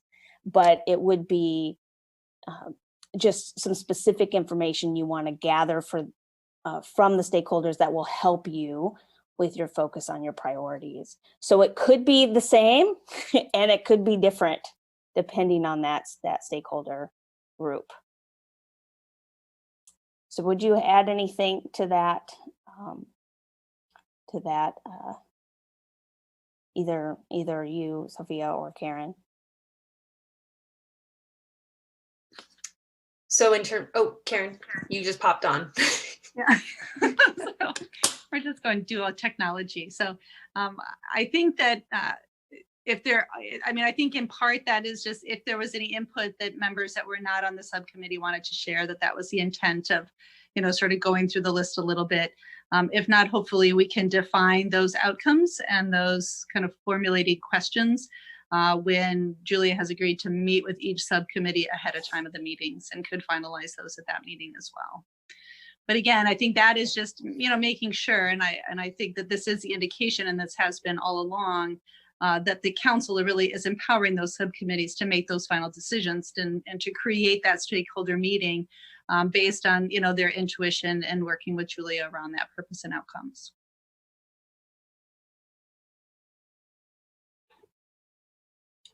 Okay, well, with that in mind, are there any other thoughts that council members would like to weigh in at this point before the subcommittees go off and do their respective work?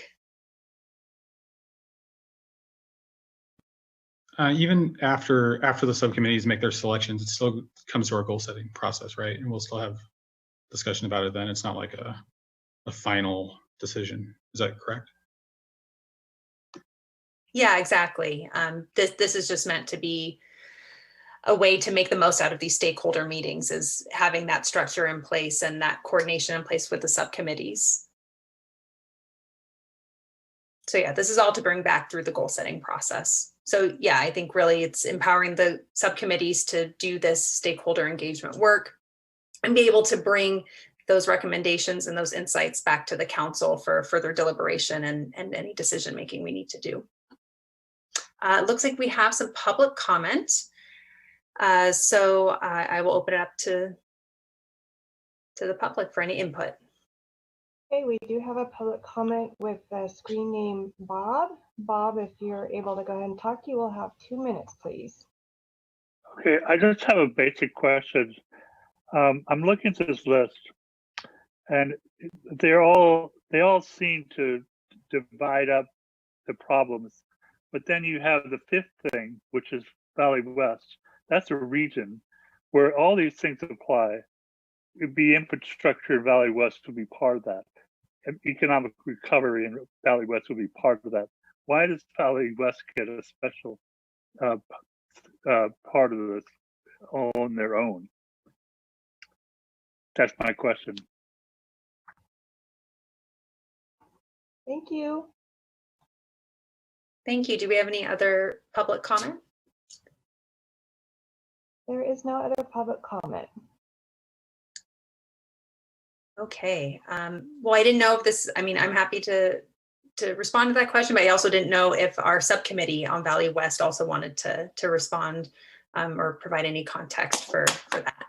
Councilmember Schaefer?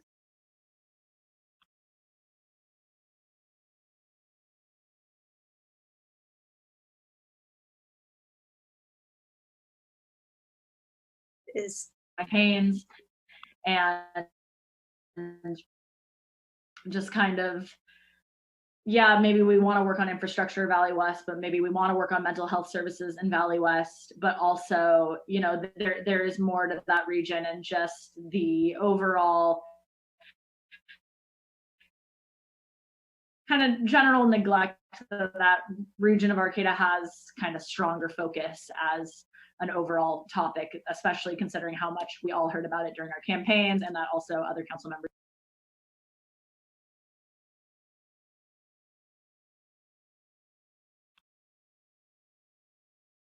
great. I apologize. I think there's a bit of a lag on my end. I think I heard myself going a little, yeah, my internet might be unstable right now.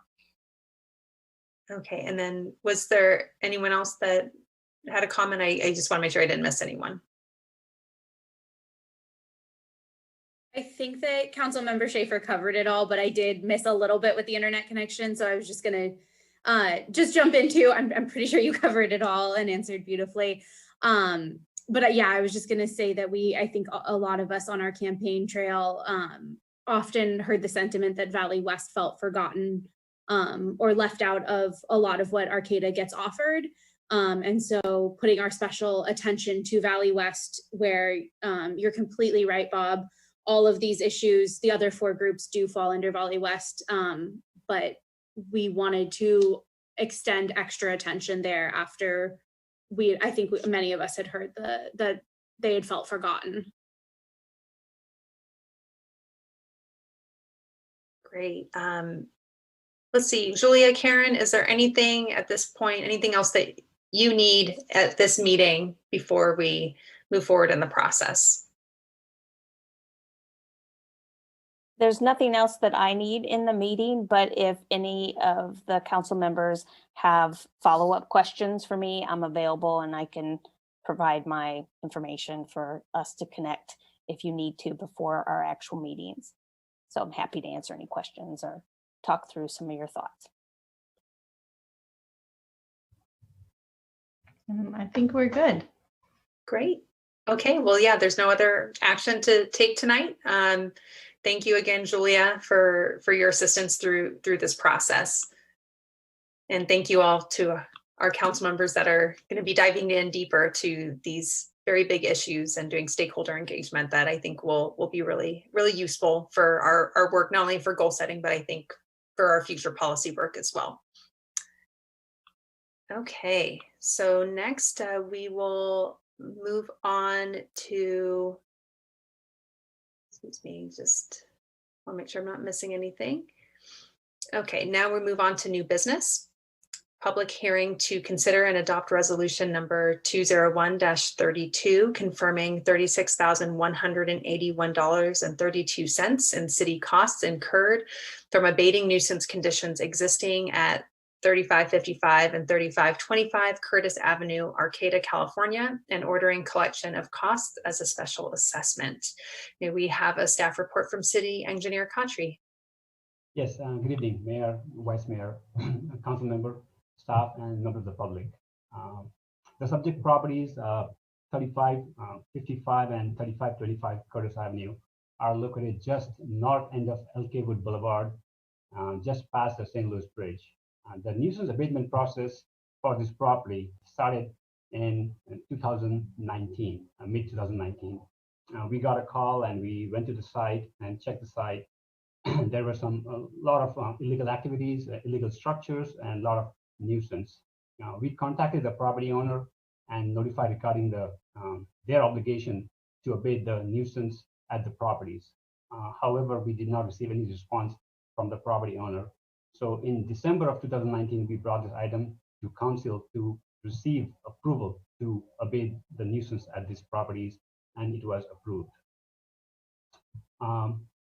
In September, before that, in August of 2019, during COVID, we were able to get the warrant from the court and enter the property and do the abatement.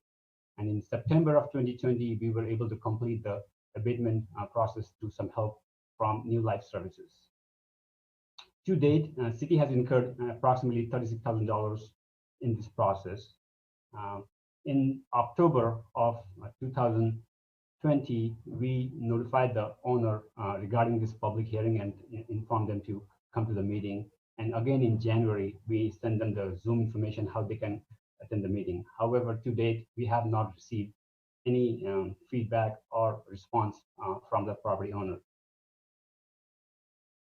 Once this resolution is adopted and recorded, we will be working with County Auditor's Office and try to collect this assessment. So today we are recommending to hold a public hearing and direct staff to collect the $36,000 in special assessment process. So with that, if you have any questions, I can answer the question. It was a long process, as you know. You've been seeing this at the council meeting at least 3 times. It came to the council meeting, so it was a long process. Now we are done, and this is the last final piece of the work. Great, thank you. I'll now ask for questions, starting with Vice Mayor Watson. No questions, thank you. Councilmember Schaefer. No questions, thank you. Councilmember Atkins Salazar. No questions, thank you. Councilmember Goldstein. No questions, thank you. I don't have any questions as well. Let's see if there's any public comment on this item. As a reminder, if you're logged onto the Zoom as an attendee, click on raise your hand if you would like to comment on this item, or if you've called in via phone, press *9 on your phone to raise your hand. Is there any public comment on this item? We do not have any public comment, Mayor. Okay, thank you. So with that, I will entertain a motion. I'll make a motion to adopt resolution number 201-32, confirming $36,181.32 in city costs incurred from abating nuisance conditions existing at 3555 and 3525 Curtis Avenue, Arcata, California, and ordering collection of costs as a special assessment. I second that motion. Okay, we have a motion and a second, and I will call the vote by roll call. Vice Mayor Watson. Aye. Councilmember Schaefer. Aye. Councilmember Atkins Salazar. Aye. Councilmember Goldstein. Aye. And I vote aye as well. Motion passes. Thank you for our staff's work on that over the past couple of years. Thank you. Next, we have a presentation by staff on the City of Arcata's Emergency Operations Plan, update, and community preparedness efforts. May we have an introduction by City Manager Deemer, please? Yeah, thank you, Mayor. First, thank you to our IT manager, Dylan Savage, for getting me back online here with you tonight, not on my phone. So, and then really, I just wanted to introduce, this has been a goal of the City Council and a long-term goal of staff to completely overhaul the city's emergency operation plan and then develop the hazard annexes that are before you tonight. So these are going to be very fluid documents for us. There is no requirement that the council officially adopt them, but we did want to share them with you as a council goal and share them with the public so that we can continue to make them better and continue to augment them. But really, what I wanted to do tonight was to introduce the team that has been working on this for the last well over a year and a half. And on that team has been our Lead for America fellow, Gillen Martin. And also an appreciation to past council member Ornelas, who brought us Gillen as a fellowship on a 2-year fellowship working full-time with the City of Arcata. And quite honestly, without that fellowship that we put this task as one as the primary focus, I don't think we would be here tonight. And she's been fully supported from our environmental services staff, Tracy Watkins, and our police department staff, Brian Hoffman, who's been working, the 3 of them, to bring this. So I'm going to turn it over. I believe it'll be Gillen sharing her screen to go through the plan and for their presentation tonight. Thank you all for your work on this. It's a huge accomplishment for the city. Hi, everyone, and just let me hold while I share my screen. Alrighty. So Tracy, if you want to take it away. Can everyone hear me? Yeah, you're a little quiet, but we can hear you. Okay. Okay, so good evening, council members, city staff, and members of the public. So as Karen said, we're here to talk to you tonight about emergency planning with the City of Arcata, including our emergency operations plan, our hazard annexes, and a whole community preparedness. So I'll start with the introductions. Like she said, I'm Tracy Watkins. I work for Environmental Services. With me, we've got Brian Hoffman, Administrative Sergeant for the Arcata Police Department, and Gillen Martin, our Lead for America Fellow. So with guidance from the City Manager's Office and other departmental staff, the 3 of us comprise the City of Arcata's Emergency Preparedness Team. So why is it emergency planning important, and why are we discussing it this evening? So it's important because Arcata is vulnerable to many hazards, as you can see listed on the slide. The risk assessment that was completed in the 2019 Humboldt County Hazard Mitigation Plan assessed how vulnerable we are to these hazards and ranked them according to the risk they pose to Humboldt County. And we have integrated this ranking assessment into our emergency operations plan. So among the high ranking hazards in our area are earthquakes, extreme weather, landslides, all of which you have most likely personally experienced to some degree or another if you've lived in our county for an extended period of time. So being prepared for all the hazards that we're vulnerable to and having a plan in place can really help us mitigate these disasters. So to give you kind of a brief history of emergency planning at the City of Arcata, our most recent emergency operations plan went into effect in 2007. The document was then later identified to have some gaps, and in an effort to make it more useful and functional in the event of emergency, a working group was formed in 2018 to revise the plan. The working group was comprised of individuals from various city departments and had the following goals. So to revise the OP and create functional hazard annexes for individual disaster scenarios, to move beyond existing paper documents and have personnel that are trained and understand their roles during emergency response, and to engage the community in preparing with us by creating a network of trained and established volunteer services that we can activate in an emergency. So some specific tasks that were assigned to the working group were to update the city's EOP, including the addition of appendices and to create hazard annexes. These have all been completed. They have been reviewed by partners and they are pending final review. Once final review is completed, the EOP will be posted on the city's website. Another task was to determine our emergency operations center roles for each staff position in case of the EOC was activated, and to ensure that each EOC role had backup staffing 2 to 3 positions deep. This has also been completed and can be found in our EOC appendices. So we were also tasked to develop a training schedule to keep staff up to date on the incident command system, as well as other necessary aspects of emergency preparedness and response. The staff's training schedule has been completed and can also be found in the appendices of our EOP. But our goal is to kind of implement, starting it in the next few months, at least the online portion that is an in-person training, which isn't going to happen as quickly because of COVID. So lastly, we've been working on identifying opportunities for the community to aid and assist in emergencies, specifically through the Arcata Search team, the Neighborhood Watch program, as well as others, and to coordinate preparedness efforts with crucial partners such as Humboldt County, Arcata CERT, HSU, and the National Weather Service. And this will be an ongoing effort, and we look forward to strengthening these connections over time and working together in disaster preparedness. Okay, the Emergency Operations Plan is the City of Arcata's guideline to the response and recovery of emergencies and disasters, and outlines our departmental and regional partners. It's organized into 3 different sections, the first being the basic plan. This is the primary document that provides the plans and actions that mitigates disasters and emergencies. It describes the activities surrounding the mitigation, response, and recovery of a disaster.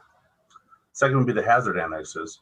These are specific plans that respond to particular emergencies and disasters. They incorporate the incident command structure called ICS and best practices and partner coordination in the use of resources. Third would be appendices. They contain reference materials such as staffing the Emergency Operations Center and outlines a staff training plan. The formation of plan and annexes helps ensure that we as a city can be reimbursed for costs incurred during the declared emergency. So we have 5 appendices attached to our Emergency Operations Plan. An example of this is the Emergency Operations Staffing roster you see before you. When the EOC is activated, there are numerous positions that need to be filled in order to effectively manage an emergency. So when you activate an EOC, there are 3 levels, 1 being the lowest, 2 and 3 being the highest. We have highlighted only the first 5 positions that need to be filled, such as the Director of Emergency Services, EOC Director, EOC Coordinator. You'll notice that it's 3D2, so should any one position not be fulfilled for whatever reason, someone's not able to respond to the city, there are 2 backup persons that could fill that spot. A full activation at a level 3 could require 24 positions to be filled. So our hazard annexes. We have identified 8 hazards that require specific mitigation, response, and recovery plans due to their likelihood of impacting our community. First is civil disturbance. We are currently seeing this occur throughout our country for a myriad of reasons. The City of Arcata has thus far been fortunate to have experienced healthy freedom of expression without it being accompanied by violence or the need for major law enforcement intervention. Communicable diseases, everyone knows this one, we're all in the middle of a public health worldwide emergency with COVID-19. Earthquake and tsunami, energy shortage and power outage. We experienced this in the fall of 2019 with the PSPS, public safety power shutoffs, and it really forced us as a city to quickly form plans and partnerships within the city government, the county, HSU, and private business. Extreme weather, flood and landslide, hazardous materials and oil spills, mass casualty event. This is any event where casualties far outstrip our local abilities to medically care for wounded, and major structure and wildfire.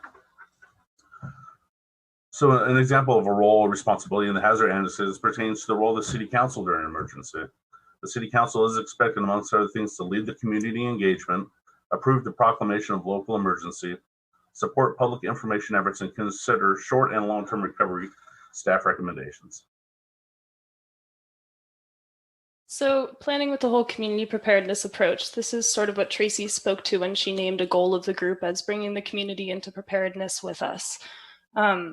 The role of government in disasters can quickly become unmanageable, and if businesses, households, and individuals are prepared, then the short and long-term impacts of emergencies will be mitigated. So here are some steps to make sure that we're preparing and planning with crucial partners and the community in our preparedness efforts. So the first are trainings locally. I think we've seen Councilmember Pereira at a few of these. We're really lucky here in Humboldt County to have the Blue Lake Rancheria as a California Specialized Training Institute to provide FEMA trainings for free, as well as HSU. And these trainings have not only upped our 3 individual preparedness expertise and the amount that's gone into these plans, but they've also allowed us to build crucial relationships with partners that we're going to be coordinating with when we respond to disasters. So the second is the National League of Cities Leadership in Community Resilience Program. In January of 2020, the city of Arcata was named a member, one of 8 cities in the 2020 Leadership and Community Resilience cohort. And this program is designed to help communities build resilience to climate change and natural disasters. With the funding we've got from this program, we have brought on a part-time interpreter / translator, Laura Munoz. Our proposal for this program was specifically to ensure that limited English proficiency residents, primarily Spanish-speaking folks in Arcata, many of whom live in the Valley West area closest to the tsunami inundation zone, as well as the Matthews Dam failure inundation zone, that these folks have access to emergency prep info in Spanish, and also that the city's emergency alert system, Code Red, sends out messages in Spanish. So with Laura's assistance, we've been able to make that happen, which brings me to the emergency prep webpage. You can get to this through the Learn About page of the city's website. There are fantastic info about our local hazards and resources there for household and individual preparedness, available in both English and Spanish. And then finally, I put these 2 groups that do continuous emergency prep in our community up on the slide to just give an example of how the 3 of us have not only attended trainings, but also meetings and events in the community that make the city of Arcata a present partner in emergency preparedness. So part of ongoing efforts, taking advantage of resources and work being done by amazing groups and coalitions in the community. So where do we go from here, and what are our next steps in terms of emergency preparedness? The first is city staff training. All full-time City of Arcata employees are, by definition of being public employees, disaster service workers. So we need to be trained to be able to do our duties. Incident command system training is available online through the FEMA Emergency Management Institute, and Appendix B staff training plan outlines that every City of Arcata employee will take the first 2 basic courses. Tabletop exercises and emergency response and emergency operations center activation. Appendix B to the EOP outlines that the city of Arcata will participate in one of these once every 2 to 3 years. So yes, exercises allow us to a low stakes environment to test our plans, identify gaps in them and areas for improvement. Increased support for Arcata CERT. So our community emergency response team is connected to the city through our police department. We have a staff liaison, Sergeant Keith Altazar. And this is a group of trained community volunteers led by Judy Snyder, who can be activated by the city to assist in emergencies. There are 2 documents currently in the works that will help flesh out and structure this relationship between our PD and our CERT. The first is a standard operating procedure that will delineate how our team is activated and how they're supervised when they're activated. The second is Appendix D volunteer protocols, which will be drafted in partnership with our CERT. And this will go into not only our CERT members as volunteers themselves, but also spontaneous untrained volunteers that present themselves in disasters. And when our city and our PD may not have the capacity to organize these added hands that are untrained, this is where our CERT can really help up or step up and help us in disasters. So that will be drafted in partnership. And once these documents are complete, our CERT members will be sworn in as disaster service worker volunteers, which is the California Office of Emergency Services designation, which will allow them to operate in mutual aid situations outside of the Arcata city limits. And finally, Arcata Prepared. So this is just what we're terming our continued public engagement around emergency preparedness. I spoke about the webpage. I'm not sure if you've noticed the promotional banner hanging in the plaza, but it directs community members to the webpage where there are great resources, as well as to Code Red signups so that community members can receive the City of Arcata's emergency alerts in both English and Spanish. And then tabling. We've got a ton of great brochures sitting here in my office from the Redwood Coast Tsunami Work Group and all of these awesome partners we have. And we're really excited to pass those out when it comes time to be in person again. So finally, thank you all for your time. In closing, I think the 3 of us have come to see emergency prep not so much as a finish line to get to with these plans being presented and approved, but rather a continual process to keep building at, chipping away at, and your support and attention to emergency preparedness in the community as council members can go a really long way in that. Finally, a thank you to all of our partners in the planning process. Over the last year, we've had a lot of people review and look over these plans. Arcata CERT, we've had 5 members review these plans: Angelina Gregorio, Judy Snyder, Chris Murphy, Bob Brown, and Daryl Chin. Huge thank you to all of you. Gave pages and pages of comments. Humboldt County DHHS, specifically Terrence McNally and Heather Muller, who helped us visualize what mass care and sheltering would look like here in Arcata. Humboldt State University and their emergency manager, Christina Kozera, who allowed the 3 of us and our IT manager, Dylan, to tour the EOC setup that they have. The National Weather Service, Ryan Elward, Troy Nicolini, and Kathleen Zontos, who have been immensely generous with their time and expertise, and Ryan, who reviewed these plans. The Arcata Fire District, who are currently reviewing these plans. SHN, and specifically emergency planner, staffer, Ethan Lawton, who answered a lot of questions, and the Redwood Coast Tsunami Work Group for all the prep that they've done to prepare us here on the North Coast for that danger. And finally, the District English Learners Advisory Council, which allowed me and our translator, Laura, to present about Code Red, how important it is for our residents, especially Spanish-speaking residents in that Valley West area, to be signed up for Code Red, and about the emergency preparedness page that we've got up on the website. So thank you all for your time. Thank you so much to all of our partners in this process, and we look forward to continuing to deepen those relationships.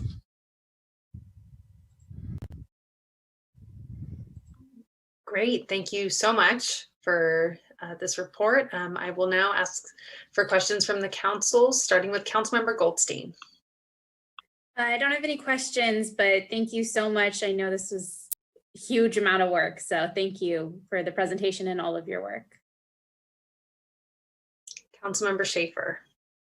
No questions, and again, thank you guys for all of your work on this and giving us a succinct and clear overview. So thank you. Councilmember Atkins Salazar. I don't have any questions, but definitely impressive work, and thank you. Vice Mayor Watson. No questions. It was an outstanding presentation, and I really appreciate all the work. Thank you. Just one thing I want to add, just because I feel like we did run into each other at a lot of trainings. I just really want to give a lot of credit to our staff and to our team here. One, for recognizing that it's not just police that have a responsibility in emergency response, but it's multi-departments. It's a whole community approach, but even within the city, not just delegating it to one department, but recognizing different roles. And then also just really want to give a lot of credit to you all, I think, for investing so much time in training and being out at, going to the different EOCs and Tracy, was assigned to the COVID-19 response in the planning section there and got really great experience there. I bring this up because I think Arcata is really leading the way in terms of the staff investment into emergency planning. And so I hope that what our staff are doing here is really a model for what other cities can be doing in the county to be collaborating. And so I just really want to recognize that. I don't think you're going to toot your own horn, so I'm going to just do it for you and just say thank you, because you have put an incredible amount of time and it shows. But I just wanted to contrast that with, I think Arcata really is leading the way in terms of the cities in this county working on emergency preparedness. So just want to recognize you and say thank you. Thanks, Councilmember Pereira. Okay, well, let's see if there's any public comment on this item. A reminder for Zoom attendees, if you wish to comment on this item, please use the raise your hand function. There is no public comment, Mayor. Okay, well, thank you all so much. Okay, so next we have on the agenda for new business item C, consider introducing an ordinance regulating the operation of vacation rentals and limiting the total number allowed to 125. This is one that because there's been a room in my house that we've rented out through Airbnb. I will be recusing myself from this. Just so that there isn't any conflict of interest, of course. So I will be turning my screen off, stepping away, and turning this over to Vice Mayor to run this agenda item. So thank you, and I'll see you so soon. Thank you, Mayor Pereira. Do we have a staff report? Yeah, good evening, Vice Mayor and council members. Before you tonight is Ordinance 1543, which is an ordinance of the City Council of the City of Arcata implementing short stay rental or short stay and vacation rental ordinance. What we're recommending is that you receive the staff report and consider any public comment. And then there's an either or situation here. Either you can direct staff to reopen engagement efforts, and I'll explain a little bit more why we're making that as an optional recommendation, and provide input on Ordinance 1543, which is attachment A to your staff report. Or if you feel comfortable with the ordinance as it is now, or as you amend it during this meeting, you can introduce the ordinance and continue this item to the February 3rd, 2021 meeting for adoption. So just a little bit of a general background.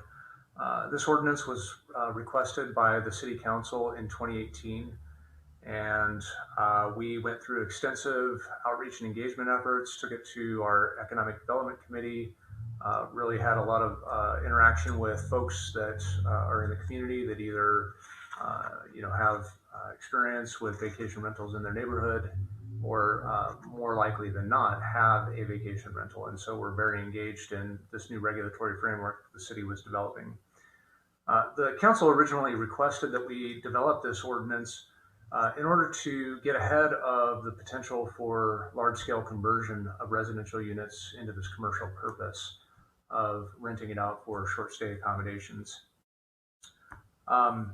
The council directed that we, work with the community, with the EDC, to develop some parameters, and ultimately we whittled down all of the different ideas to what's provided for you in Attachment A, which we believe provides for a balanced approach, limiting the activity with a cap, but also allowing for the activity to occur in the city of Arcata without getting overly onerous in terms of the requirements or our ability to manage and maintain those requirements. And so really the idea is that we would balance the impact on neighborhoods through a fairly simplistic model for a regulatory framework that we would then be able to enforce on if there were bad actors. Ordinance 1543 is verbatim what was presented to the council in 2019. At that council meeting, because of the composition of the council members, they realized that there wouldn't be enough votes to pass the ordinance. So instead of failing to pass the ordinance, we just held on it for a time. And then at your last council meeting, you asked that this ordinance come back for your consideration. So that's why it's here tonight.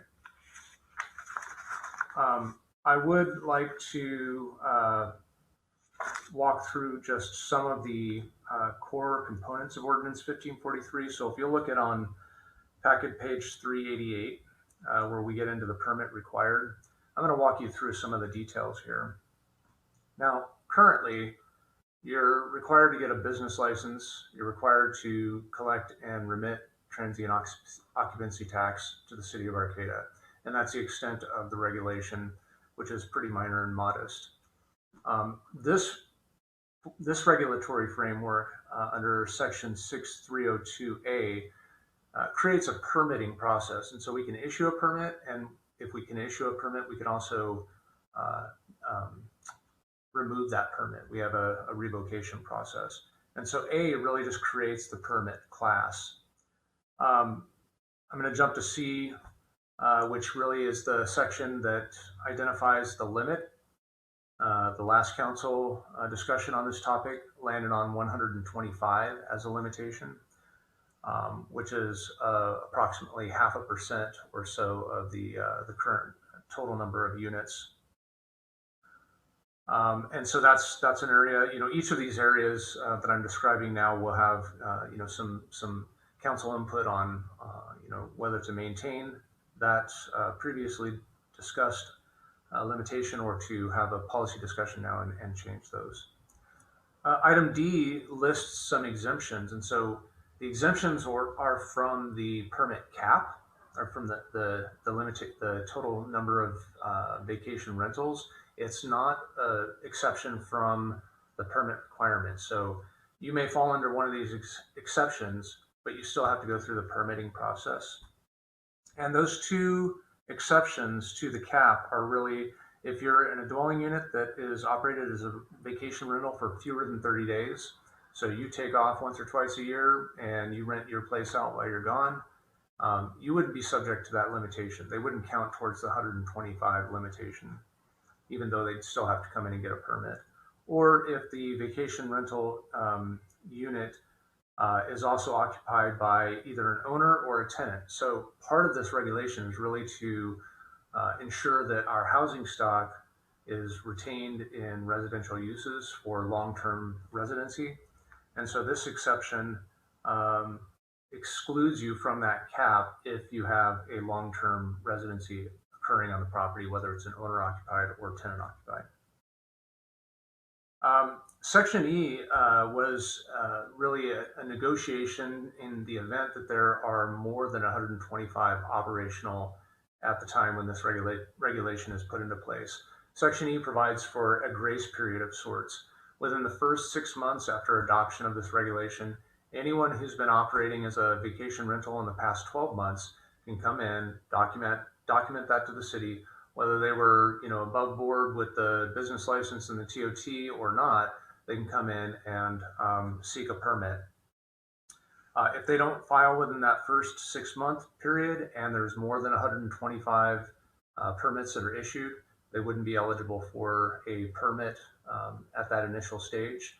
And the idea is that as each of these vacation rentals starts to, if there are some closures, they stop operating as a vacation rental, start renting full-time to to residents in the community, they would then be able to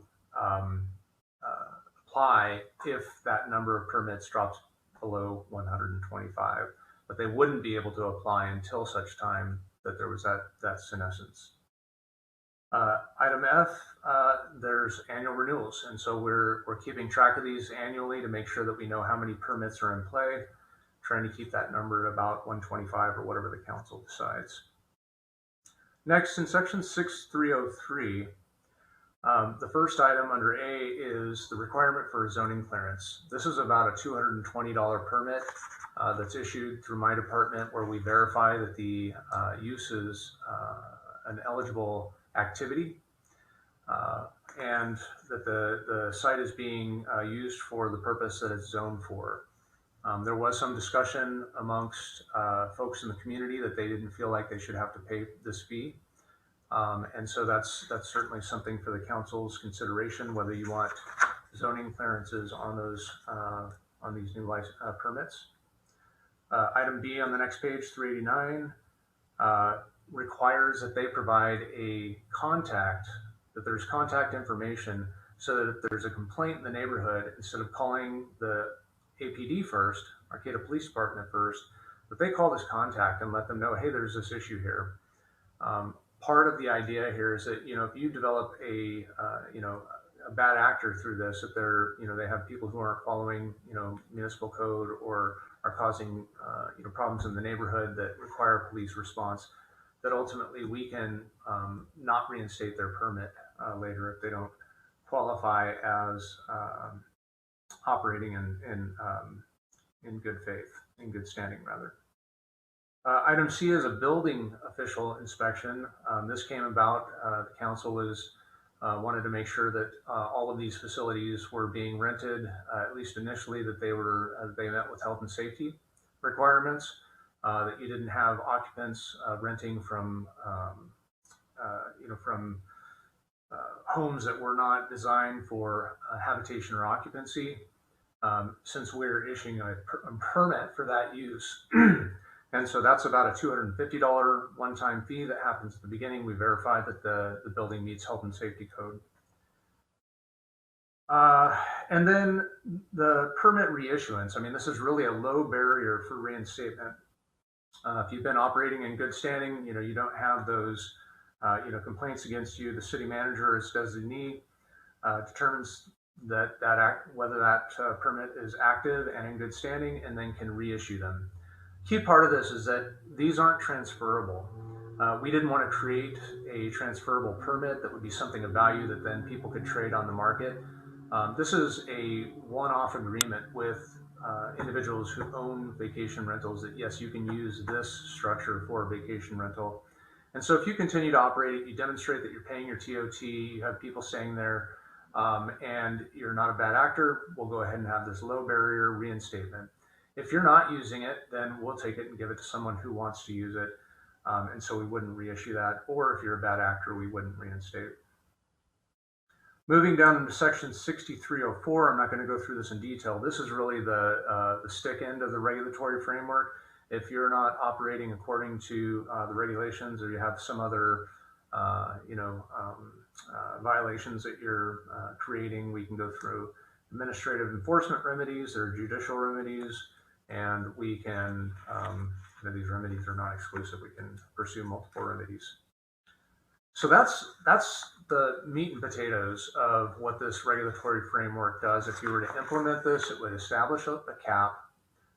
Right now it's written as 125, plus those that would qualify as an exclusion from that cap.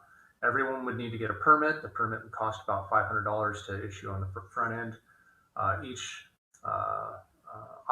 currently operating vacation rental would have a seat at the table. Everyone would be able to come in for a permit, even if they go above the initial cap. And that is the effect of this ordinance. I will say that in starting on packet page 392, we included the public comment that we received last time. I was reached out to by the Lost Coast, a writer for the Lost Coast Outpost today, Stephanie McCurry. She put an article in Lost Coast Outpost, and I received 7 emails from folks interested in this topic, but said they couldn't attend tonight. And so I did just want to circle back to this concept that there's an either or recommendation here. If you feel like you want to go out and get additional public comment, we know that there are people who are interested, and you want to take some time to digest that, then we can bring it back. Or if you wanted to introduce it, it's ready for that discussion as well. Be happy to answer any questions. I know that's a lot to digest, and there may be some public comment here tonight. Thanks, David. Starting with Councilmember Goldstein, do you have any questions or comments? No questions or comments. Thank you. Yeah. Councilmember Schaefer? No questions at this time, thanks. Councilmember Atkins Salazar? The only question I have is, I know it's about a $500 startup, but then the yearly fee for reissuing the permit, is it simply a business license, or like what would be the annual cost? The annual cost would be set in your fee resolution, and so we don't have a cost yet for that. It's something that would be fairly, again, this is a low barrier reinstatement, and so it'd be fairly low effort. The administration needed to process these. I can't imagine them costing more than the core fee for a business license as sort of a starting point for discussions. So around $50 or so annually. And I know there's already been a lot of work put into this, and so I think it has been really well thought out. I like the fact that if it's an occupied dwelling, then it does not count towards the cap. I think that's immediately what people would start to worry about. Seeing that number of 125 doesn't really seem like a lot, but we do have a lot of owner-occupied or tenant-occupied dwellings that this wouldn't apply to. I mean, the fees would apply, but not the cap. So I just want it to be clear that it's still a viable option for people to do this in their homes. My only concern would be if we move forward right now, well, we haven't, there probably is some public comment that we do need to still hear. And then also just the fees for right now, if we're talking about 6 months to have people come forward and get going with it being COVID, I just hesitate towards that $500, which normally I would say is really reasonable for what is essentially a small business. Maybe just extending that time out. I'm not sure how that would work.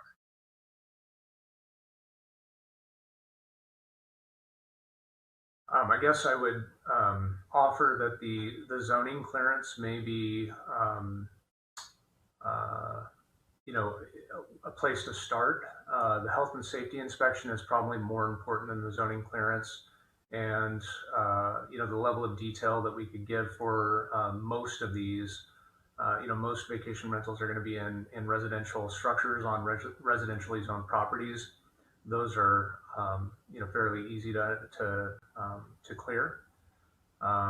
There could be situations where, you know, we have to do additional research and you know, verify that a residential use is allowable on the property.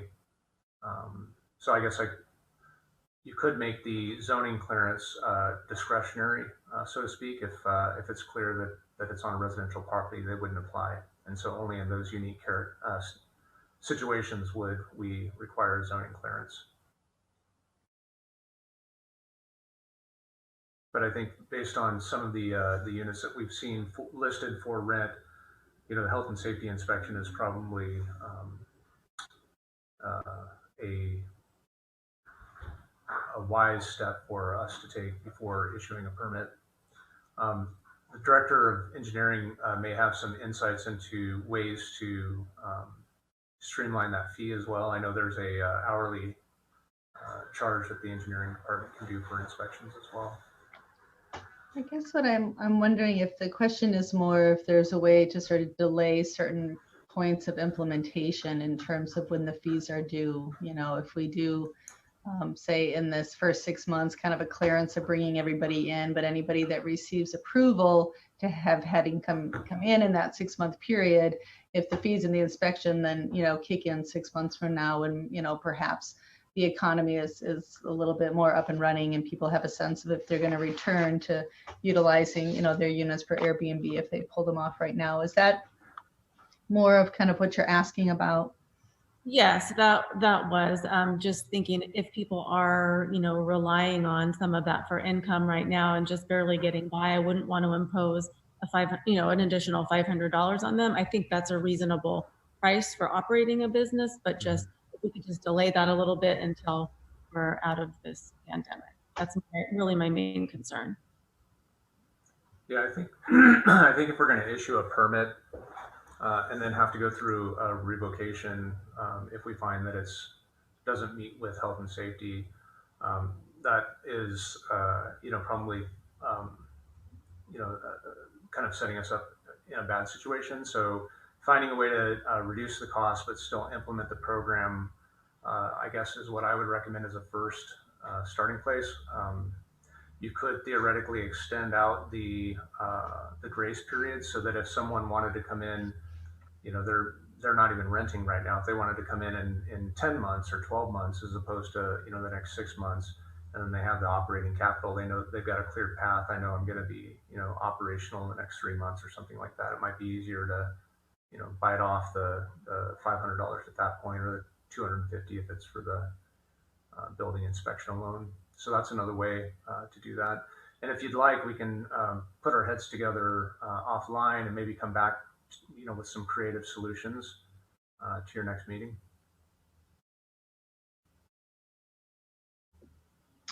Great. My comments are, I think it's a really important step we can take to protect our limited housing stock we have in the city. And it's probably something we needed to do for a while. You know, I understand that there might be some changes we want to make to it. So I don't know, I would like to see us move something forward tonight. But if, you know, I don't know if we feel like that we can't just make recommendations to the staff and move it forward, or the council wants to bring it back. Do we have any public comment? We do have public comments, and for the other attendees that are on Zoom that may be interested in commenting on this item, just a reminder to use the raise your hand function. And the first public comment we have is using the attendee name Bob. And Bob, if you are able to begin, you will have 2 minutes, please.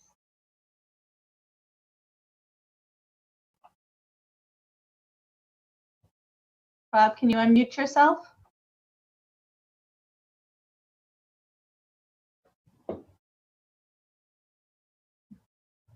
Maybe almost. So we're Unmute. Perfect. There we go. Okay, go ahead, Okay. please. This is Bob Doran speaking. I want to start out by saying this it seems like this is designed for bad actors. We're not bad actors.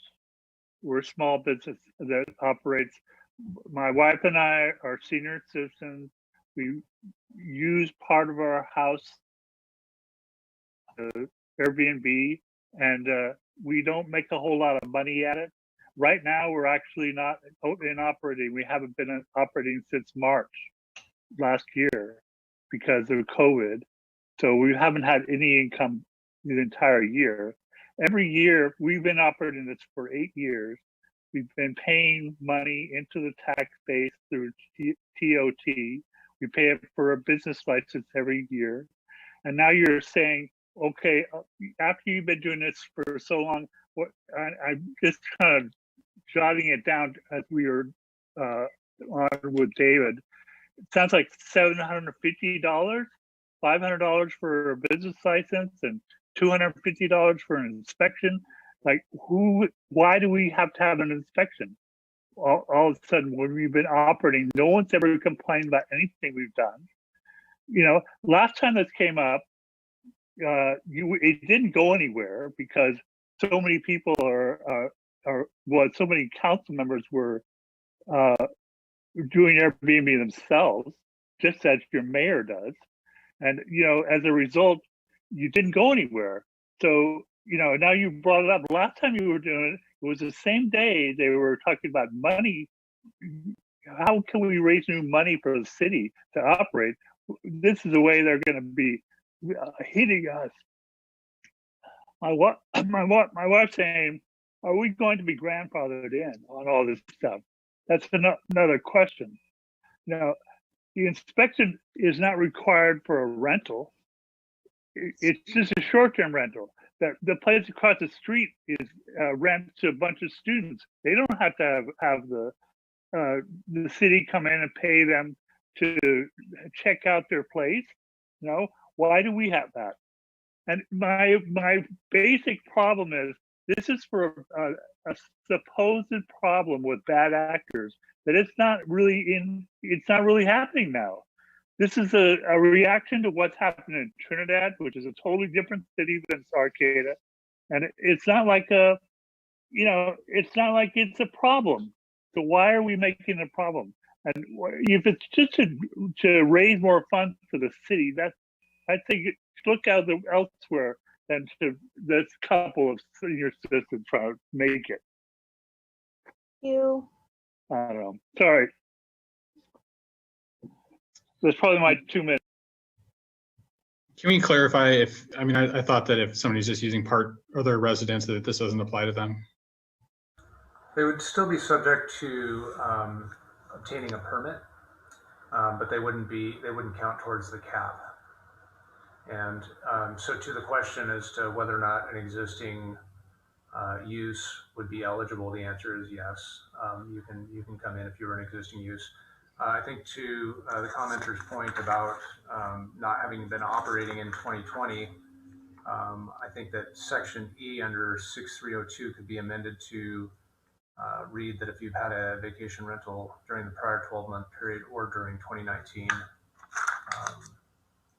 just to ensure that folks who have closed down over the last 12 months, still have an opportunity to say, look, I intend to do this again when we're out of the pandemic. That sounds like a reasonable change. Do we have any other public comment? There is no other public comment for this item. Thanks. All right. Do we have any comments now from the council after public comment? Why don't you just go ahead and jump in there? I just wanted to, I guess, add that I think that especially with 3 new council members addressing this issue that is a past issue, being new, I feel like I personally would like to take a little bit more time just to get myself in the understanding of this ordinance and get a little bit more into the public comment. But I will also say, as a renter and as somebody that has been looking for rentals in the 1 and 2 bedroom range, it is very, very hard in this community. And oftentimes a lot of these vacation rentals that exist are mother-in-law units that are 1 or 2 bedroom, and a lot of that housing that goes towards, you know, young professionals, serious students who are looking for a quiet, you know, on their own place. And that doesn't really exist in this rental market a lot of the time. And a lot of it is taken up by Airbnbs and these short stay rentals. So just kind of just give a comment of where I'm sitting with this right now. So I think my thought process really echoes Council Member Schaefer's, that, yeah, I mean, this is brand new to us. And as it said, it's come up in the past. But I also, I do think this is really important because yeah, I just fully agree with everything that you just said. We miss out on a lot of opportunities for housing, and we talk a lot about low income housing, but also just market rate, you know, housing. People struggle to find rentals here, and while I'm super in support of somebody, you know, trying to supplement their income or start a small business, I also think that we need to make sure that all of our community members are housed, especially, you know, if they're just looking for a place, you know, a 1 bedroom apartment, that should be available to our community. So this is definitely something I'm in support of. And I think just to reiterate, it won't affect only the health and safety inspection. The initial fees will affect everybody, but we're not limiting the amount of people that can rent out their own space that they're in, because we know a lot of people do that. So we're not even limiting that. We're just talking about making sure that they are safe and up to code. And it's definitely not about punishing anybody. But I do think that the public comment, there is a valid point of the fact that we don't have, or maybe we do, I'm new, so I just want to make sure the same type of inspections for rentals. I mean, I know that was something that the past council was talking about developing, is a system for making sure that our long-term rentals are up to code with the health and safety concerns. Yeah, so that is a great question that was raised. We do not currently have a rental code inspection program. It is a goal of the council, and staff has prepared a draft program that is scheduled to come to you this fiscal year. It has also slowed, and the council asked for some, you know, kind of slowing of that process, obviously due to COVID-19. And we are continuing to try to work with the fire department, because they do also have a moderate code inspection, a fire code inspection of all rental units in Arcata. So we're really trying to see if there's a way that we could partner around that to reduce cost to the programs, but they would be inspecting for different things. So that'll be up to this council. We do not have a program in place, but it is a goal, and staff have put together a program for the rentals that will be coming to you for consideration only.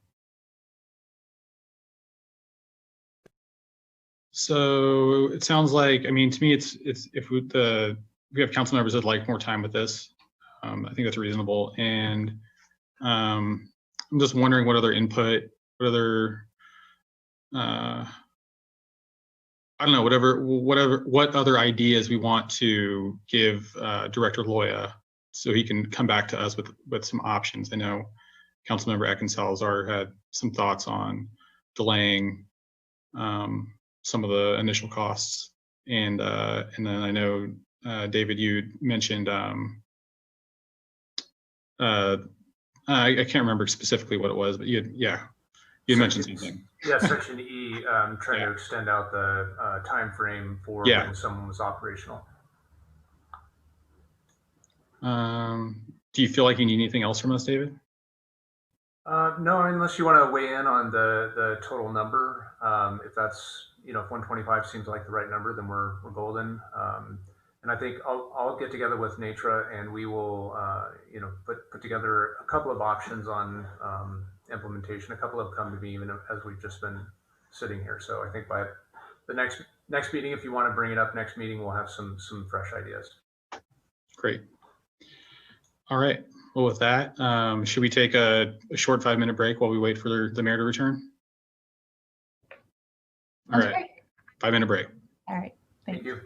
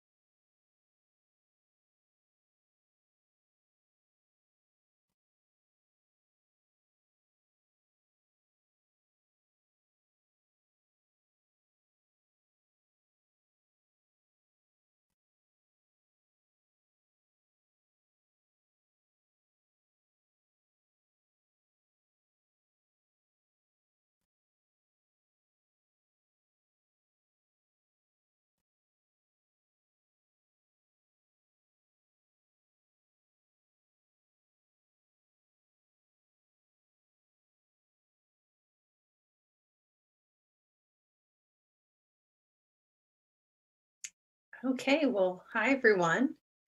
We are back from our break. So next we will move on to new business, item D, consider a salary adjustment for council members as provided under state law. If a salary adjustment is made, identify the amount of the salary increase in ordinance number 1541 and introduce ordinance number 1541, amending the Arcata Municipal Code, Title II, Administration, Chapter 1, Council, Section 2010, Salaries of the City Council members. May I have a staff report from Personnel Director DeMello? Nope, you're on mute. I am, thank you. Thank you, Mayor and council members. So just some background from you from the staff report. The salaries for City of Arcata council members are governed by California statute and are fairly restrictive in regards to the frequency and the amount in which salary adjustments can be made. And one of those requirements is that any adjustment in council salary can only be considered following an election when at least one new council member begins a new term. So essentially, the only opportunity to consider a salary adjustment is generally every 2 years. When eligible to consider a salary increase, the regulations also limit the amount of any increase to be a maximum of up to 5% for each full calendar year since the prior adjustment. The ability for the current salary adjustment consideration before you tonight is a result of the 2020 election, and it can be up to 5% for each full calendar year since the last increase. Based on when that last increase was, council may consider up to a 5% increase for one full calendar year, which would be for the calendar year of 2020. The current monthly salary for council members is $735.50. And for council's reference, a table has been included in your staff report that reflects what the new monthly amount would be for full percentage amounts between a range between 1 and 5%. That would be allowed for the 1 year since the last increase. Those again are not hard examples. You can do portions of percentages, but we did it in the whole percentages for simplicity's sake for you. And if council elects a salary increase prior to introducing the required ordinance to enact the adjustment, council will need to identify what that new monthly amount, dollar amount will be, and the percentage amount it represents. So I am available to answer any questions if you might have them. Great, thank you. We'll start with any questions from Councilmember Atkins Salazar. I don't have any questions about this. Councilmember Schaefer? No questions at this time. Councilmember Goldstein? No questions. Vice Mayor Watson? I don't have any questions. Okay, and I don't have any questions either. Do we have any members of the public that would like to comment on this item? We do not have any public comment on this item. Okay, well, I will bring this back to the council, see if there's any comments or discussion. I'll just go back down the line. Councilmember Atkins Salazar, any thoughts to share? My thoughts reflect what's in the materials based on the previous councils before us, their decision making and why they chose to do the salary increase.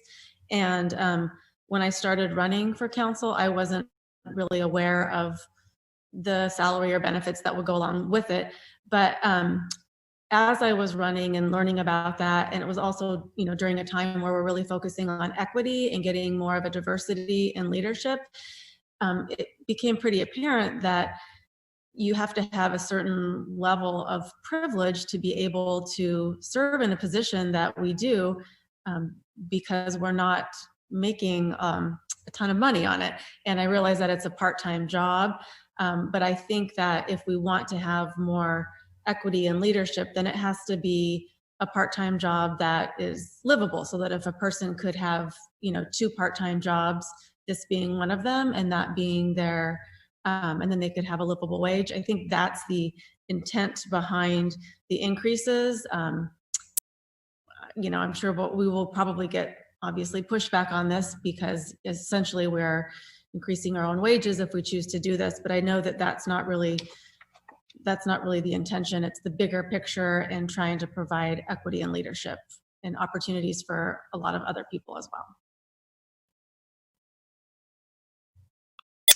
Thank you. Councilmember Schaefer.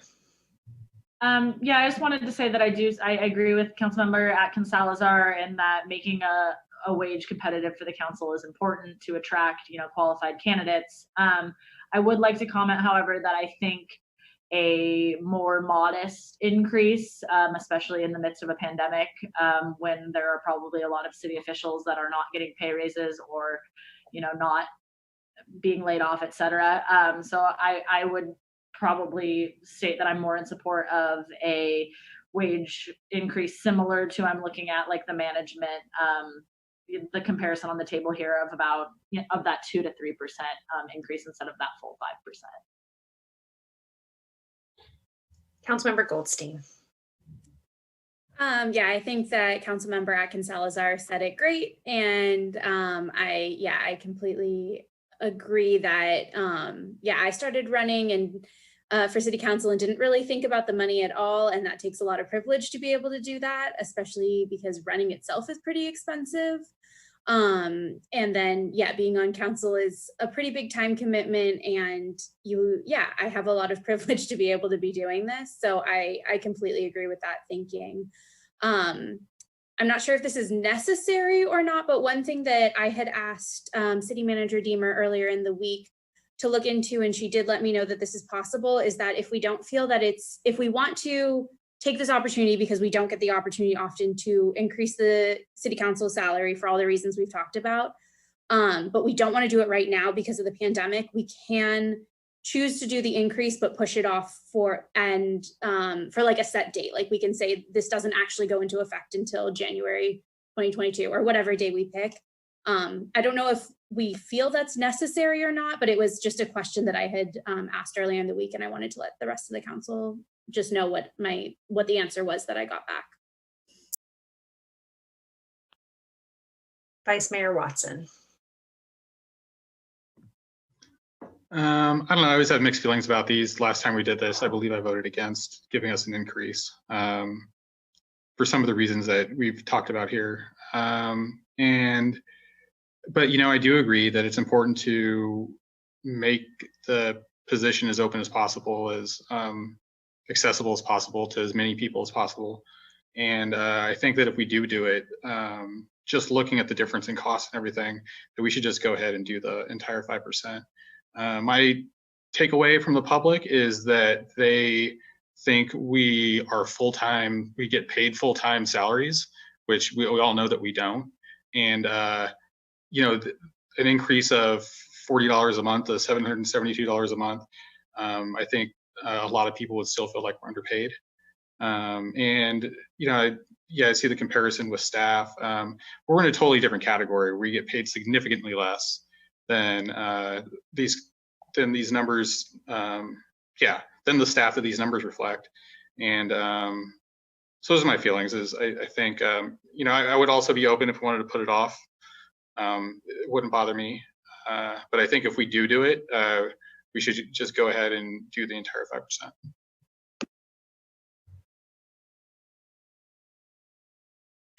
I don't have anything different to add. I think much of the conversation around equity and access to leadership has already been touched on. So what I'll do is open this up for, I guess, a motion from the council, and we can go from there.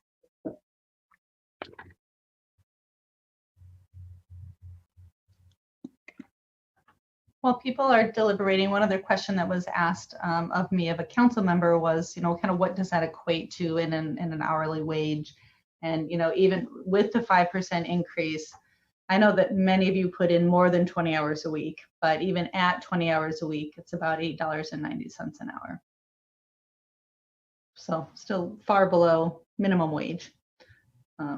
And I know that many of you put in more than, so when you see your pay stubs, because you're reflected as full-time employees for the city as a council elected position, your pay stub probably reveals about $4.30 an hour right now. So I mean, of course, it all just depends on what you divide the number by. But I think, I've never seen a council put in less than 20 hours a week working for the city of Arcata on average. Well, and just looking at the numbers, if we're talking about $37 a month for the 5 of us, that's about $185. Given the budget of the city, it doesn't seem like that's an unreasonable request even during a pandemic. So my instinct is just to push forward with it, unless as a city manager or payroll, if you think that, we shouldn't, it's not prudent right now, I'm open to that as well. So I'll make an attempt at making a motion here. I move that we introduce, wait, let me see, excuse me.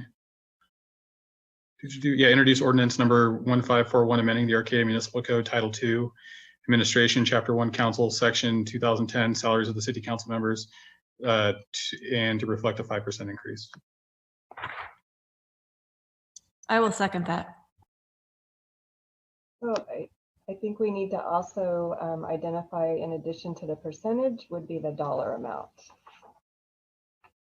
For the 5%, that new dollar amount would be $772.28. Right, so a 5% increase to $772.28. And waive reading of the text, consent to read by title only. Otherwise, you have the whole ordinance. I'm sorry. That's okay. I didn't see it here. And waive reading of the text and consent by title only. I will still second that. Okay, great. So I'll call the vote by roll call. Councilmember Atkins Salazar. Aye. Councilmember Schaefer. Aye. Councilmember Goldstein. Aye. Vice Mayor Watson. Aye. I vote aye as well. Motion passes. Thank you. And now we will move on to our second oral and written communications period. This time is provided for people to address the council on matters not on tonight's agenda. Please raise your hand if you are on the Zoom webinar, or press *9 now if you are on a phone line and you would like to make a public comment. Speakers are limited to 2 minutes. When it is your time for public comment, the clerk will unmute you and invite you to speak. Do we have any public comment? Checking for public comment.